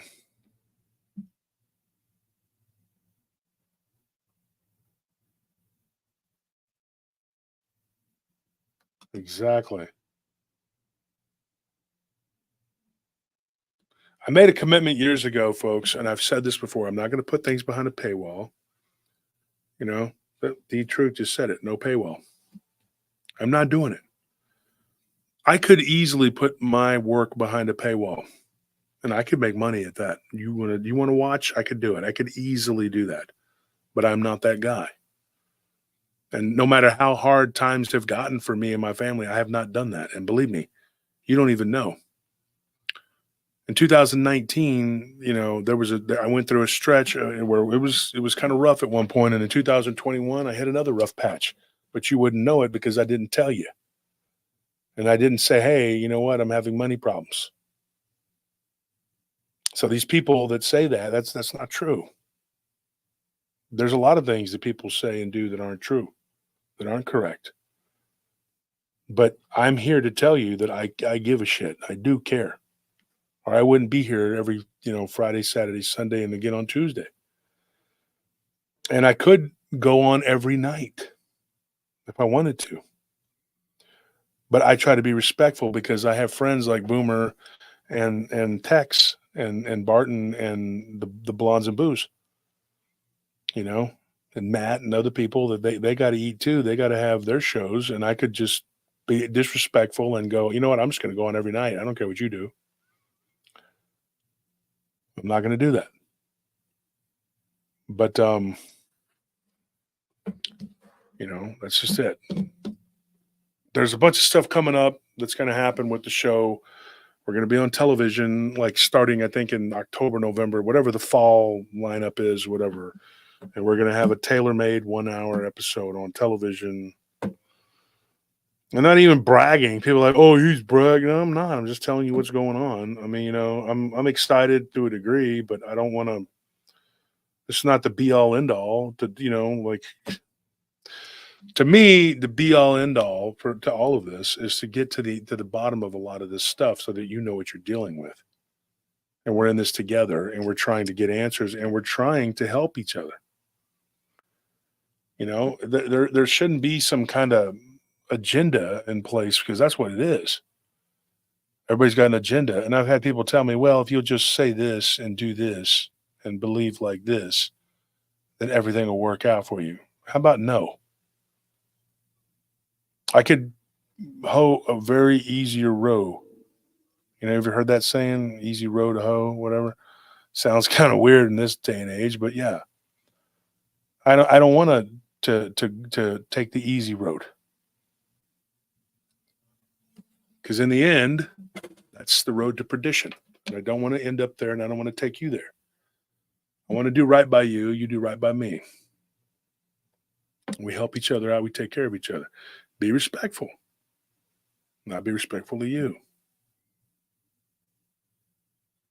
So that's it. That's the whole thing, and I'm like, next month is when we got to put in for the whatever, the syndication or whatever. You got to do the whatever. But I have somebody that's helping me get it done. And in the middle of all this, I'll be in the middle of remodeling a house so we can move into it. We decided to go in another direction because building the house out there on that piece of property was just going to be too much. And then just a year-long project that I don't have time for. It's just not something in the cards for me right now. So this was a much better situation, much better solution. And it's going to be beautiful when it's all said and done.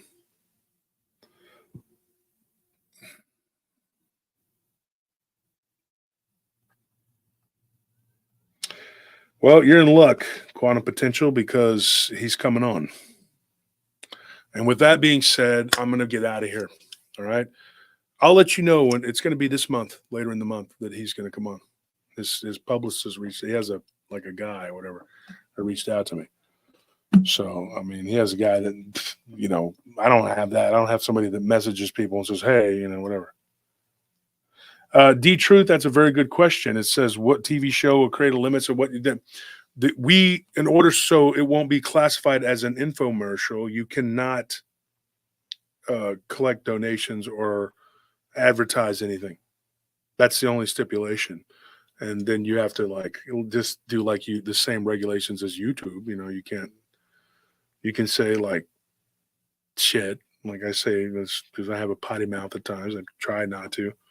And I will try to, you know, I'm trying to not cuss. I get aggravated. But that's one of my vices. It's been that way for a long time. But, you know, that's one thing I'm working on for sure. But, you know, you don't want to do that. And you don't want to, you know, talk too deep. You know how it goes. So. And Poncho Zorch, how you doing, man? I didn't mean to be so, you know, we kind of got into it on Blondes and Booze. He said maybe get 5 hours of sleep. You know, I don't have a problem with you, Poncho. We just kind of butted heads on there because I get messed with constantly and I just kind of get tired of it. And it felt like you were kind of coming at me or whatever. You know, I don't even remember what it was about. And at this point, you know, I don't hold grudges. I really don't. Somebody says something to me, so be it. All right, man, I'm out. I got to go get some sleep, and then tonight is upper body. And believe me, my paunch, no pun intended, Poncho, but my paunch is getting a little too big down there. I got to lose some of this. It's just been too much work, no play. I'd like to go to the beach or do something, you know, but I don't know when I'm going to be able to. All right, folks, I'll see you. Thank you and good night. Thank you to everybody who donated. I appreciate that. Kate Hunter, of course, Josh Casto, Two Shadows, Jamie Brinson, Susie Jago. I love Susie. You're a great person. Thank you for that gift baskets and all. That was just, you know, really nice. You're a nice, sweet person. You all are, but Susie sent us this thing. It was wonderful. William Bedard, Solovino, thanks for the gifting those memberships. Remember, tomorrow's a giveaway. 3 people will win. We do honor our word and we give stuff away. So tomorrow we're going to give some stuff away. Okay. And I'm thinking about doing books. We're going to give away some books. Some people that have autographed books for us that we have here in stock, and we're going to give those away. Joe S., thank you for that. Sugar Britches, thank you for donating those gift memberships and spilling tea. You're all great. You're wonderful people. Thank you for that, for being a part of PRT and doing what we do.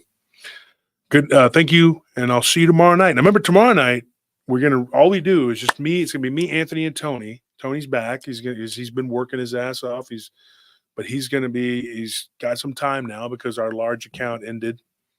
That'll hurt a little bit financially, but it'll give us more time to do things. And so I do need the breath. I need to catch it. And we need to catch up on the book. I've been writing and trying to get this done, and it's a labor of love. It's going to take a while. Yeah. So what we're going to do tomorrow night, we're going to retell people's encounters because people are always asking for that, and we're going to do that. Okay.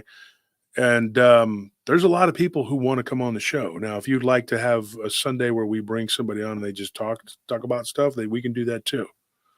But it seems to be the consensus. People want us to retell people's stories. So that's kind of what we do. We're doing what other people have asked for the most. Quantum Potential says, can't wait to get Josh's book on economics that's going to stir the pot on college campuses. I can't say that I'm going to write that because I have a lot of other books in front of it. But if God willing and allows me to live long enough, I want to write a book about economics, and I want people to read it. Now, I had a friend of mine, and he's still alive, and he owns a 200-acre ranch, and the guy's got money like creases. And he's not a greedy dude. I've known Todd for years, but he's a go-getter.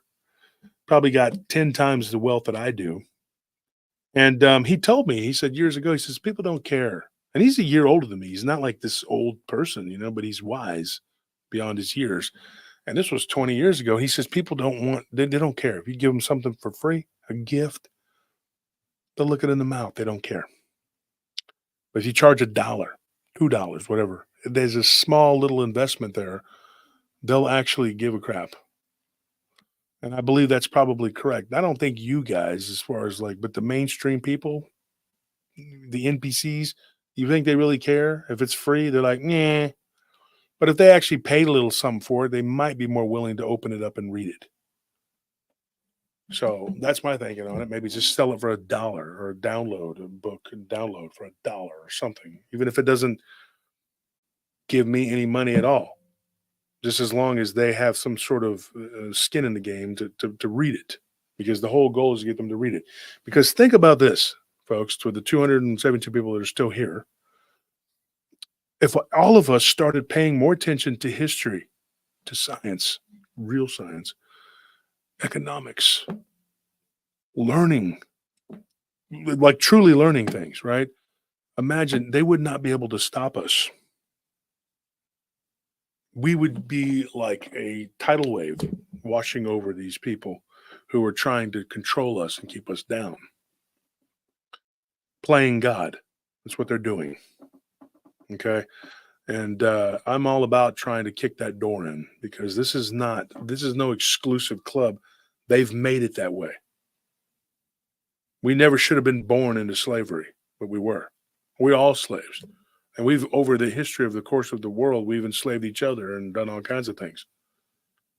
But we all have to work together at some point and say enough is enough of this crap.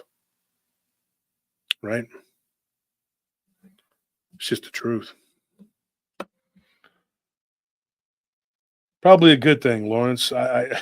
He says, I stopped playing video games and watching TV shows. I used to play games, man. It was like my vice, to sit there and just veg out and play games, man. And I wish I could, but I have no time to do it now because I have a lot of bigger fish to fry. But if you have the time for it, man, more power to you, dude. I'm not judging.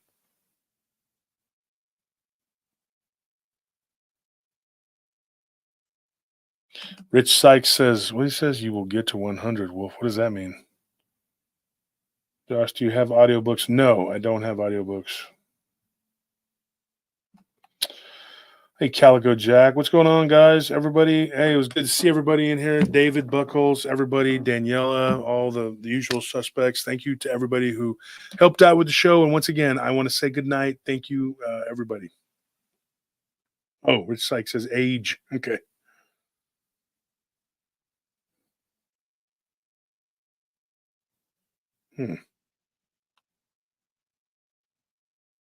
Somebody says they just got back from a dogman hunt. How did it go? All right, folks. We'll see you tomorrow night. We're talking about all kinds of things. And there's a few different choices we have. So we're going to find out which one we're going to do tonight. We're going to talk about it, me, Anthony, and Tony, and then we'll bring it to you tomorrow. We'll see you tomorrow night. Good night.